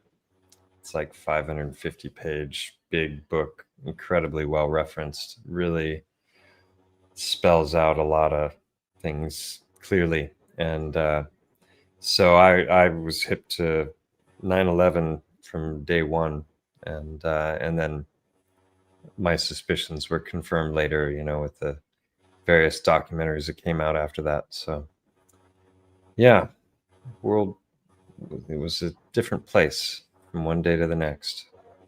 Totally. There was so much more freedom. We could fly anywhere. It was so easy to fly everywhere. People didn't care. Everyone was chill. It totally felt like a calm before a storm, because there was just no wind in the air. Everything was just, you could do whatever. The world was just going. It's like the propaganda machines were taking a night off. I don't know. I remember like Who Wants to Be a Millionaire was on TV. People were happy. America's Funniest Home Videos. Jay says September 10th party at the local museum, huh? That's kind of interesting. Brian was carrying mail. Dude. On the positive note, Twitch streams going well. If you're watching this, I hope you're watching on Twitch also, because we're getting those affiliate links. If you get people to watch it, like 4 people regular watch Ching, ching. in a month, that'll be good. Well, at very least you get promoted.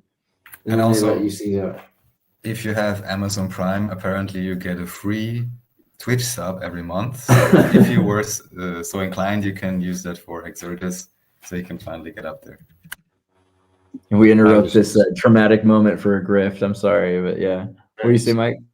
No, I was just going through the chat, and back when you guys were talking about war games, somebody was like, he must have been 4 years old at the time. I was 16 when war games came out.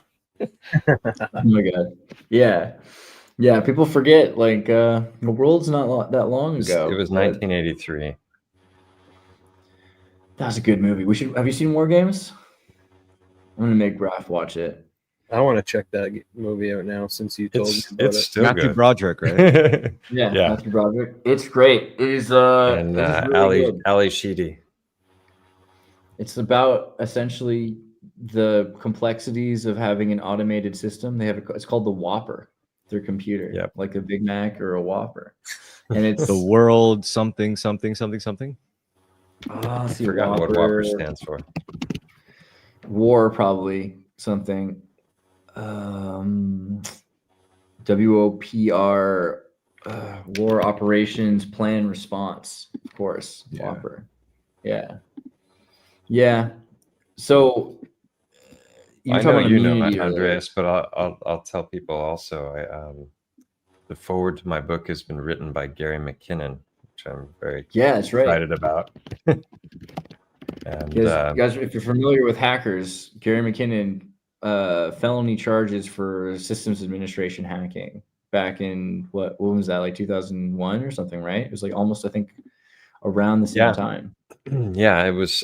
I'm not sure if it was shortly before or shortly after 9/11, but yeah, he was the face of hacking for a decade, at least. And He discovered. What did he say? Go ahead, his sorry. whole motivation for doing what he did was he was convinced that the government was hiding information about free energy and aliens, and so he was on kind of a truther quest and got into 90 different systems between NASA and the Pentagon.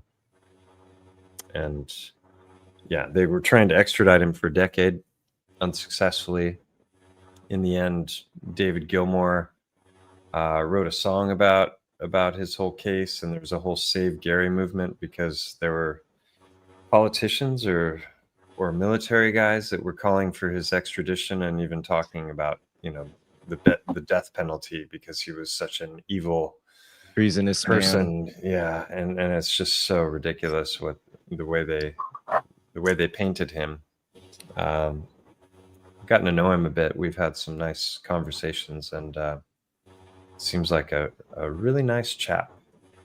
And unfortunately, he's even though Theresa May ratified the extradition treaty with the U.S., basically, it was like the U.S. just said, "Give us whoever we want, and we'll say thank you." That was kind of the treaty up until they changed it, and that was all happening around his case.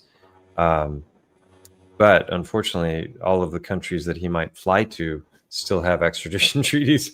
So he's not been able to leave the UK for 25 years now. It's terrible. Did you talk to him about what he thinks because he got into like a lot of important systems, right? Like the Navy, NASA, Army, Air Force, DoD, Department of Defense, now War, DARPA.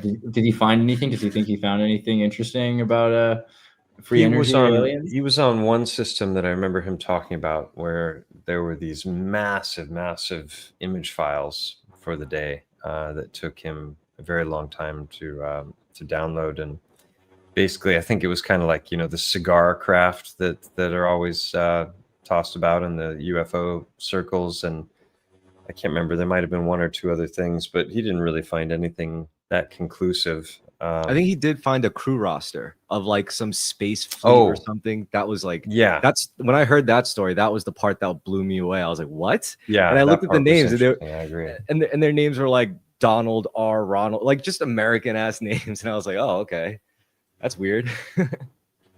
I have the book written by his mom. I think it's called Saving Gary, and yeah, it's a shame. He's a really nice guy, but he's just I don't know. I wouldn't want to be in the UK 25 years without the ability to leave. I'm going there next. I'm going there next week for a conference. 4 days will be enough. Yeah, man. Holy. It's No, like it's a beautiful country, but Yeah, it's just rocky there right now. in the cities. I just got back from Australia and Serbia. I was speaking at conferences in both places, and Australia is an amazing country. I was blown away by how beautiful it was and how clean, and everything just seems to function the way it should. It's like, oh, this is how it can be. You were talking about the architecture looks pretty Tartarian, right? Like there's a lot of old world stuff. Yeah, there's a lot of old world stuff. And then what's really interesting is because I took a bus ride from New South Wales, Byron Bay, up to Brisbane, and on the way passed through Surfers Paradise. So I just got to see things, as they were going by on the bus. And the cities were just pristine, and they had all of this new architecture, but it's like everywhere that they're throwing up buildings, it seems like it's just like blocks. These were all really, they're modern, but they were really interesting and shaped. It was like, oh, how nice to see them actually building in a creative fashion. I was pleased with that. My daughter, I was traveling with her, and she was really taken by it and wants to move back now. That's pretty legit. Yeah, I mean, I'm reading a little bit now from the Gary McKinnon files. So apparently it was like September 12th or September 11th even that he got indicted for shutting down the Royal Navy Observatory, 2001. So that's interesting timing for sure. I don't know if that actually happened. I think he's got a different story about that. He wasn't Yeah? he wasn't malicious. He wasn't No. taking shit down. He was just looking around. Yeah, I think they shut it down probably because they saw someone was in the system. That's kind of what I imagined. And then they just want to blame him for whatever. Well, they had a vested interest in demonizing him as much as possible because he made them look like fucking idiots. Like he got into all these systems by just writing a Perl script and Logged into all. Yeah, he pinged all the different machines that were on the network. And put in like password for password and blank for password and 1, 2, 3, 4, 5, 6, and he ended up getting into 90 systems, and they're like, he's this evil mastermind that we have to stop him, before he takes over the world. And it was just like anything. Dude using a 56K modem. Yeah, like I don't know. But I mean, that list seems interesting. So alien photos and non-terrestrial officers, he couldn't download the photos fast enough on a 56K. So he only got some low scale gray cigar shaped crafts, but that he saw, a list of a number of important Navy officers who were non-human. And I mean, yeah. Wait, they said non-human? I think he said non-terrestrial, as in like they're stationed off planet, which is fucking wild. Like to think it's like, oh yeah, these ordinary Navy specially trained dudes are on a secret mission in space, just stationed in these ships doing God knows what. Well, they don't tell you what's in the submarines, right? I have to also point out that extraterrestrial can also mean extraterrestrial. True. Like outer lands. Doesn't have ultra to mean outer terrestrial space. It could be inner terrestrial. It could be underwater. Yeah. Yeah, I feel like that's a big part of this. That's why the Navy is doing it, because you don't expect it. But if they have a nuclear submarine that's disappeared somewhere, somehow, I mean, they don't tell you what's in these big parts of the submarine. You can see that they exist, but people just assume it's like, well, they're filled with nuclear warheads. But that's not necessarily the case. With a Scottish captain. Right, yeah. Like that was a Hunt for Red October joke, like Sean Connery playing a Russian sub UFO captain. Yeah. With a Scottish accent. It's just I'm a sucker for Tom Clancy, so I love shit like that. Yeah. I mean, if there's ever, you got a good point though. If there ever was a time for some sort of a blue beam alien contact thing, it's probably soon. It's probably like in the next couple of months. Like this is the perfect storm for something like that to happen. I don't think they're good enough at faking it yet. You don't think so? I mean, That they're could good at be faking true. a lot of stuff. Well, for the average person, I mean, you know, AI Yeah. is fooling tons of people. Yeah. Their ability to discern is rapidly eroding. I agree. I think if you're going to convince anybody, like they're pretty much ready to convince people at this point. I mean, you got No, what were you saying before though Don't about fall that? for it. Yeah, don't fall for it. But about what you were saying before, how like there's a tangent between nuclear submarines and possible use cases for them as like spaceships, pretty much. Like, yeah, I mean, like a spaceship is basically a submarine. Like it looks very similar. It has a rocket on it, but do you need a rocket? Can a rocket get through the ionosphere, for the Van Allen belt, through the firmament? Like whatever, can it get through this VLF band of NASA nuclear? trains underwater for space. Yeah. Did you see that movie Underwater with Kristen Stewart? There's this new movie called, not new, it's a couple years old, but Underwater. And they go down like 7 miles deep and they're at some sort of a mining station at the bottom of the floor of the ocean. And they end up opening the ground up and there's like psychotic mermaids and like Cthulhu and stuff like that. But it looks, it's an interesting movie, especially the 7 mile thing and being close to hell. But this idea that everything that we think of about space, like they're using these pressure suits like sponge divers used, and it's so much more convincing and believable because it's not in outer space. If this movie was about outer space and them trying to escape a breaking space station, it's like meh. But because it's about an underwater base, there's a lot more reality to it. It feels like something that could actually happen on a lot of levels. And I think that's a big thing, is the idea that you could open a portal or a Stargate or something. That would make the most sense. That you go, there's a story about Burning Man, the Pyramid Lake, that some people have swam into these deep holes in Pyramid Lake and come out in Lake Tahoe just almost instantaneously.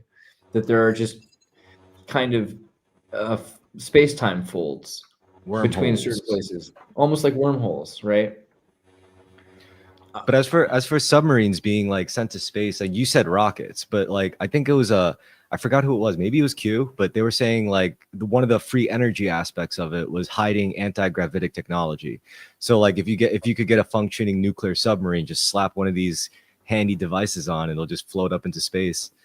Yeah, or even just go there. So yeah, Yeah. if you're using anti-gravity, we've talked to a lot of people like Jeremy Reese about this idea of electromagnetic spin state, that you could actually change the density or the electromagnetic spin state so that what we experience as gravity, which is basically buoyancy anyway, that we could just reverse it or control where something ends up almost instantaneously. And if you could move a satellite, a submarine, just to any place, well, it would, as far as we describe space, like a pressurized vacuum. I mean, a submarine does really well under extreme pressure. It's exactly the right thing for something in a really heavy pressure environment. So if there were places or dimensions or realms or space or anything like that, basically being in a submarine would be the perfect vehicle to go from one, to keep your acclimated, pressurized Earth-like experience. I mean, this is the whole point of a submarine, is that it can exist in places that are extremely dynamic to our normal environment. If you're in a place where you would normally implode, but you can keep your own pressure. So, I mean, there's definitely no reason to be convinced that every submarine is filled with nuclear warheads. I think that's another one that's pretty much, they want you to think that about every submarine, which is a great explanation. Like, well, it's for defense, it's for war. You don't need to know what's really going on. You should just feel safe because it exists. Don't ask too many questions because you could ruin your own safety. But that keeps you from looking into what else could be in those machines, right? Yeah. Well, I mean, there's no spike in cancer rates at Nagasaki or Hiroshima, and they started rebuilding right after. Fukushima didn't wipe out all the life in the Pacific. Chernobyl is a thriving ecosystem, which has been proven by 4K drones. Big bombs exist. Big bombs exist, no doubt about it, and dirty bombs as well. But you get into Einsteinian physics. Which gravity are you talking about? Newtonian or Einsteinian? Bendy space-time. There's much, but you were talking about, anti-gravitics. I mean, there's a experiment that was done by Zachary Zabala, which is really interesting, where you have two Gaussian surfaces, and our Earth has a negative electric charge, and there seems to be something up there. Call it a firmament or the ionosphere or whatever you want. But if that's your second Gaussian surface and you just reverse the polarity, things go up. And he's shown this with non-magnetic materials, where he's just got electrodes going to the Gaussian surfaces, and then he reverses the polarity of the current, and all of a sudden, instead of things hanging out down here, they just go up. So anti-gravitics might be as simple as something like that. And also, just to add, the supposed strong force of gravity as compared to electrostatics, this is mainstream science. Like if I rub a balloon and it sticks to my head, or I stick it to the wall, that force is 10 to the 36 stronger than the supposed strong force of gravity. That's kind of important. What do you think about space-time folding? Oh yeah, go ahead, Chris. I was just thinking about reasons to suppress this technology, because that's what makes it. That's my lean into how it could be plausible. Like if it is possible, or if it is accessible to humanity, then the application would, I guess, mean loss of control for global superpowers, right? Like petrol, for example, they have a vice grip on our entire global energy economy. And if something something a lot more profound and cleaner is possible, then that kind of makes them redundant, and that's just one example. Even yeah, here, it's a just what about the combination idea about nuclear technology. Please go on. No, I was just going to say it's a combination of fear porn with manufactured scarcity. Yeah. I think also that if you get people to buy power, then you can use up all of their money, and you can eventually get them to a point where they have no more private property, which is a gradual thing if they're using up all of their money to buy energy. But also the companies that you were talking about, like petroleum companies, they've changed their names, like British Petroleum, Beyond Petroleum. All of these companies are heavily invested in control free energy tech. It's probable that they're using most of that already. And America, with the Operation Stargate, not the original one about space time, but I think it's related, AI city that the Trump wants to build with OpenAI. It's gonna be a big nuclear power plant. They're turning back on 3 Mile Island and everything, so they can get as much free energy as they need to make cat pictures for AI, right? Because that's the incentive people needed. And running an AI system that's like a super intelligence. I know a lot of people don't believe that AI is going to become a super intelligence, but you got this face. Go ahead. No, nothing. I think the main important point, not debating about AI, we did that often enough, and its sentience or not, but just the idea, if it is true that nuclear technology and especially the dangers have been greatly exaggerated, including the idea of nuclear waste, and actually there is ways to deal with it, or it can even be reused, then it is interesting what is the real opposition between the so-called petrol-based mafia, whatever, and the nuclear operators, for lack of a better term, which is, in my understanding, just advanced steam power. And if that actually were a thing we could use, we may have something already that can create amazing amounts of electricity at a quite low price, and you don't even need 100 million layers of shielding for it, and just basic safety measures. And it could be a clean and very efficient and almost abundant energy, if that is true. I think that's what nuclear power plants are. I think they're steam. Because if you drive a shaft down, you were talking about, going down deep. I mean, the Kola borehole is only 8 miles deep, and it took them 20 years to dig. Didn't they cap it because they were hearing screaming demons or something? Like that's the story goes. But the point is that the further down you go, the hotter it gets, to the point where it melts drill bits. So they've never gotten below 8 miles in all of our years on Earth. So if you drive a shaft down and you have a water source that's never ending, and you send water down, it gets down there, it's hot enough to turn that water to steam. The conversion rate between a liter of water and a liter of steam is 1700 to 1. So it's a massive expansion as water goes to steam. So that's all you need, is another shaft coming up that's connected and turns turbines. So that could be what nuclear power plants are ultimately. There's a lot of old buildings they're powering themselves in that fashion. There's a guy in New York City who was getting a Lifetime Achievement Award for his work in the air conditioning, heating, electrical field with working on these old buildings, and he was describing exactly what I just described, and that the buildings themselves were powering themselves through geothermal heat. I just want to say it's so funny how mundane and innocuous you think of, like, oh, they're just an energy a conglomerate. They just control like sectors of energy, and like that's a big fucking deal. Like that's a huge part of the fabric of reality, the energy. You know, like if you control energy, you control people, you control reality almost. How much do you believe in time being? Do you believe in atomic reactive bump? Like, do you believe that time exists in a non-linear state, or that we are maybe experiencing linear time, even though there's something more potential than just linear time? I mean, I could only speak on this through like psychological experience, and I think it's possible on an individual level to make contact with your past and future selves. You know, because maybe it's not so linear as in it's just one branch to a future. Maybe there's multiple possible futures. So in that sense, like if you can like conjure future selves, maybe you can bridge a psychic connection. I mean, what makes that any less real than one of the many possible futures? As far as making contact with your past, like we do it by forgiving our past selves or regretting past actions and maintaining some psychic connection. But I also think in the future, like you write letters to your future self. You know, you give yourself reminders and stuff. I think that's a form of like rational communication, you know, that kind of transcends time. I like the work a lot of Nima Arkhani Hamed, this guy I met years ago, and he, I think he's at MIT. I forget now, but he goes all over the place, and he was a major physical atomic and subatomic particle theorist. He's a mathematician, but they based their hypothesis of the Higgs boson subatomic particles on his work.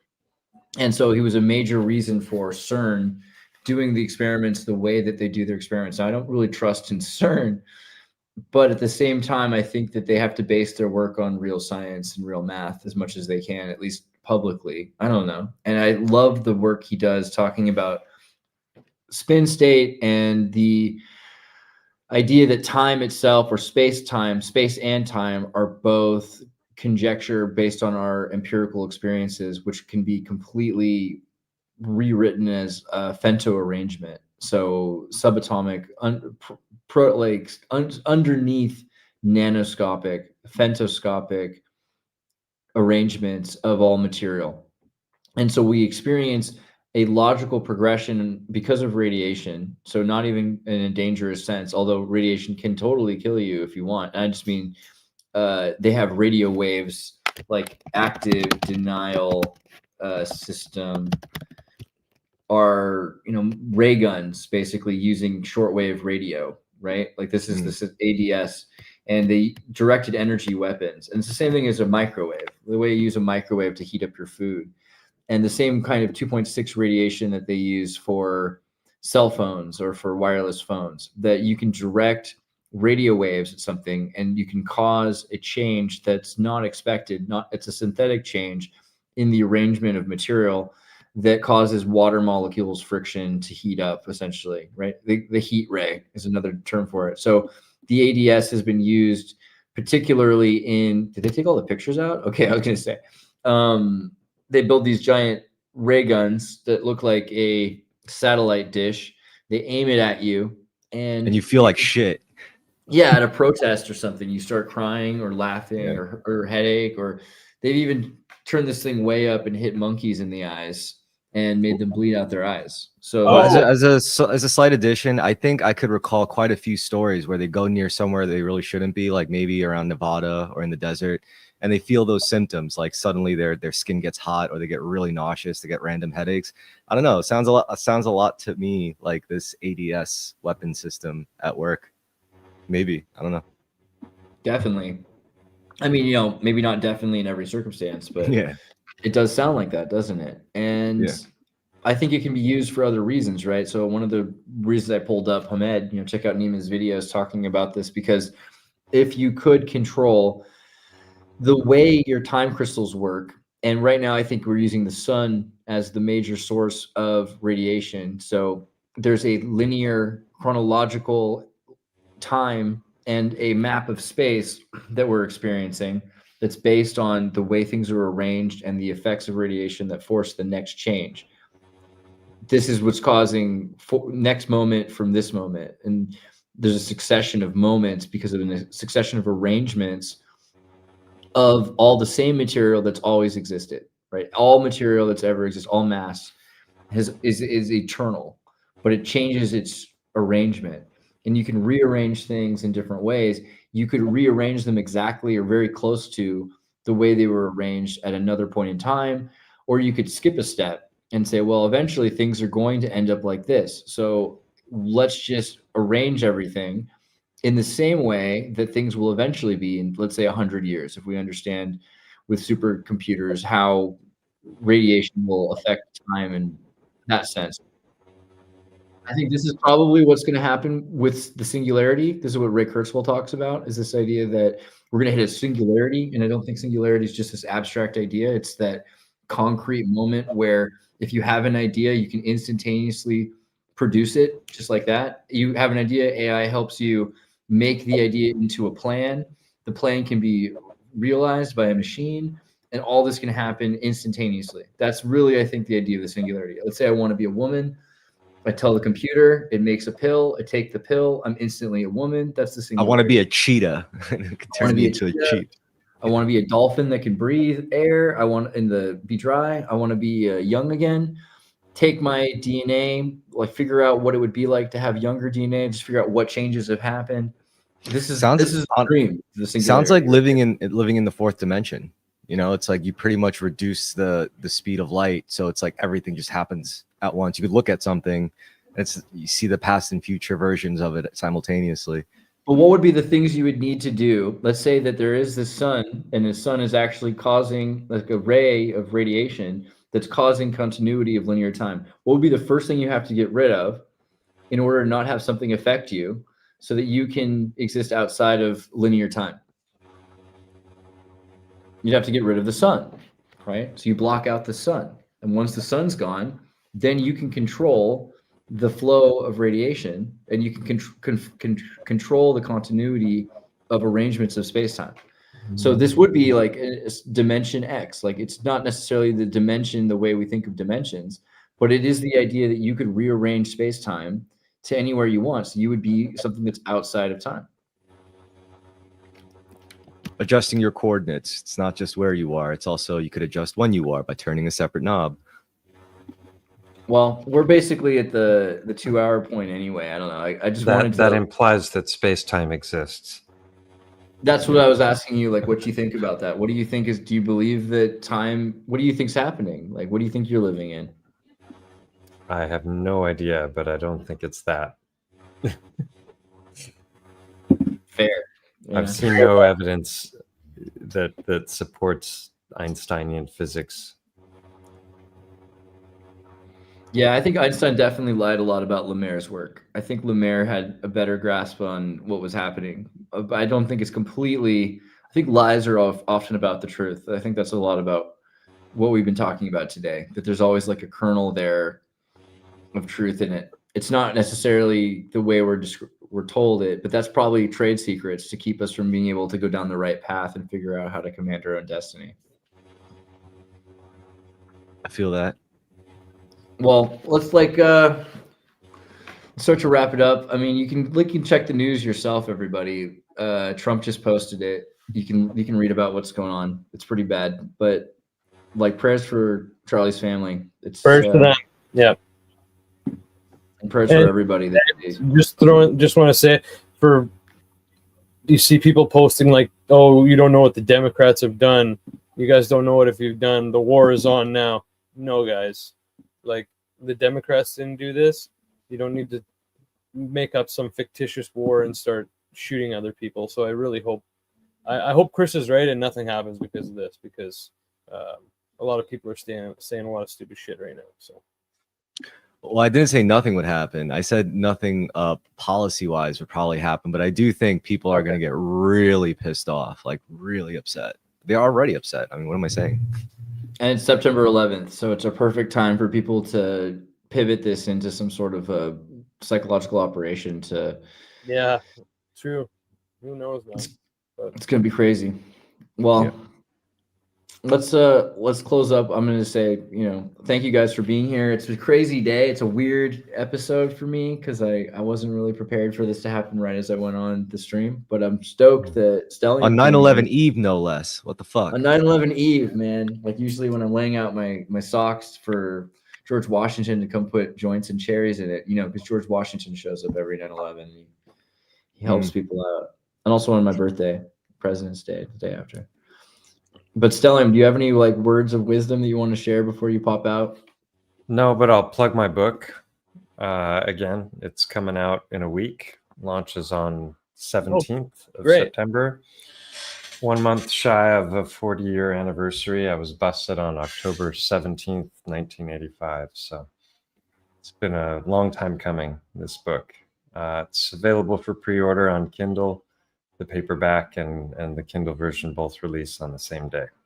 So it's a fun read, and any teen that likes to read would love it, but it's really written from the perspective of an adult reflecting on those times. And I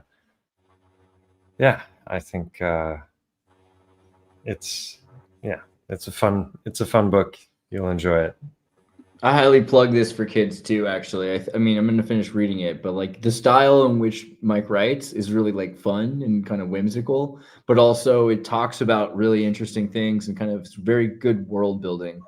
So if you're young and you want to understand computers, you want to understand the world, the way the world is now, this is what the world grew into. It grew from this. This is the way the world became that. When Mike was looking for journals and stuff, he's Googling himself, trying to find this stuff. There's not a lot there because at that point, things were still Xeroxed and carbon copied and physical.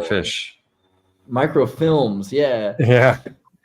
They went digital with newspaper archives 3 years after. So I still have all the original newspaper articles because I clipped them out and saved them. But your former hirers pretty much did not.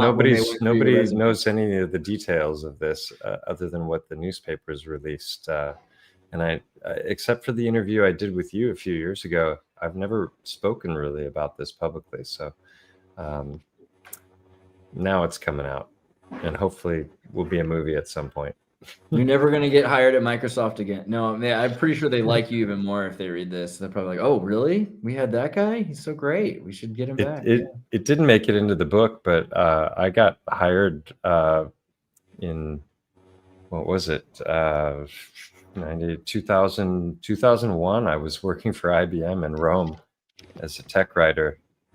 When they interviewed me, I didn't mention it. So yeah.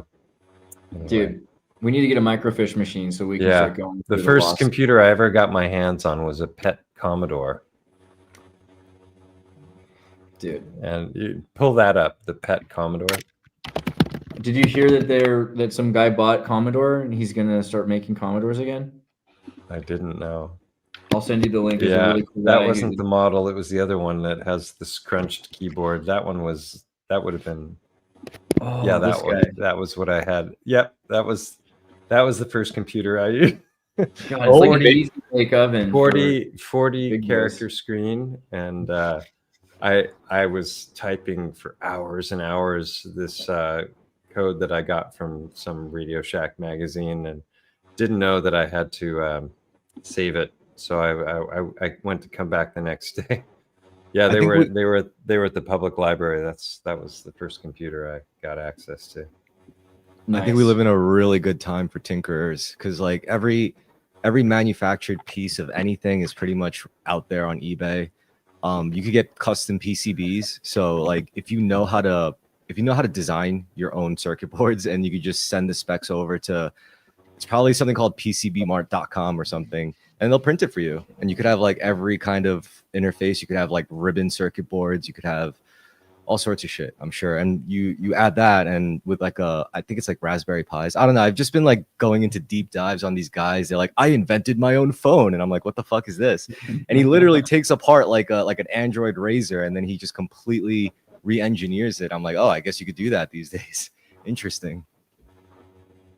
This guy from Retro Recipes, ex-Commodore, I think he did special effects for Star Wars in the old days, back in, not old days, but like 2005, like episode 1, 2, and 3, episode 2 and 3 for sure. He worked on. I think he's even a Jedi extra in one of the scenes. There's And my so old Mac. yeah, he's got all of them.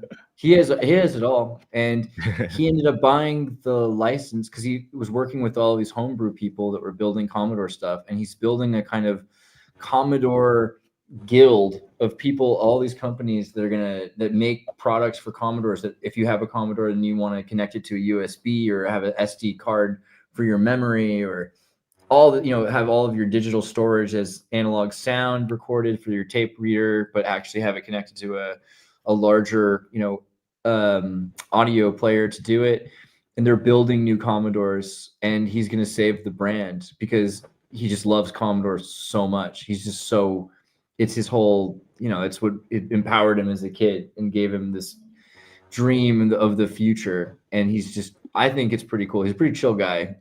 We should probably get him on the show at some point to talk about what he's doing, because they have the updated Commodore operating system and Amiga, which is my favorite Commodore, right? The Amiga, only Amiga can make your dreams possible. Only Amiga can make it happen. Like I'm a big fan All of of the Amiga. division in society that we see today started with that Apple versus Commodore, feud. It's true. It's The whole war just spiraled out of control. And Commodore was better. Can't we all be friends? Amiga was better than an Apple, and you had the video toaster, dude. We have to talk about that someday. I love video toaster so much. Just if you ever wonder what I love, it's the video toaster. But let's all say something positive for a second. I'm super stoked that you're all here. I think things are going really well, at least in terms of communication and community.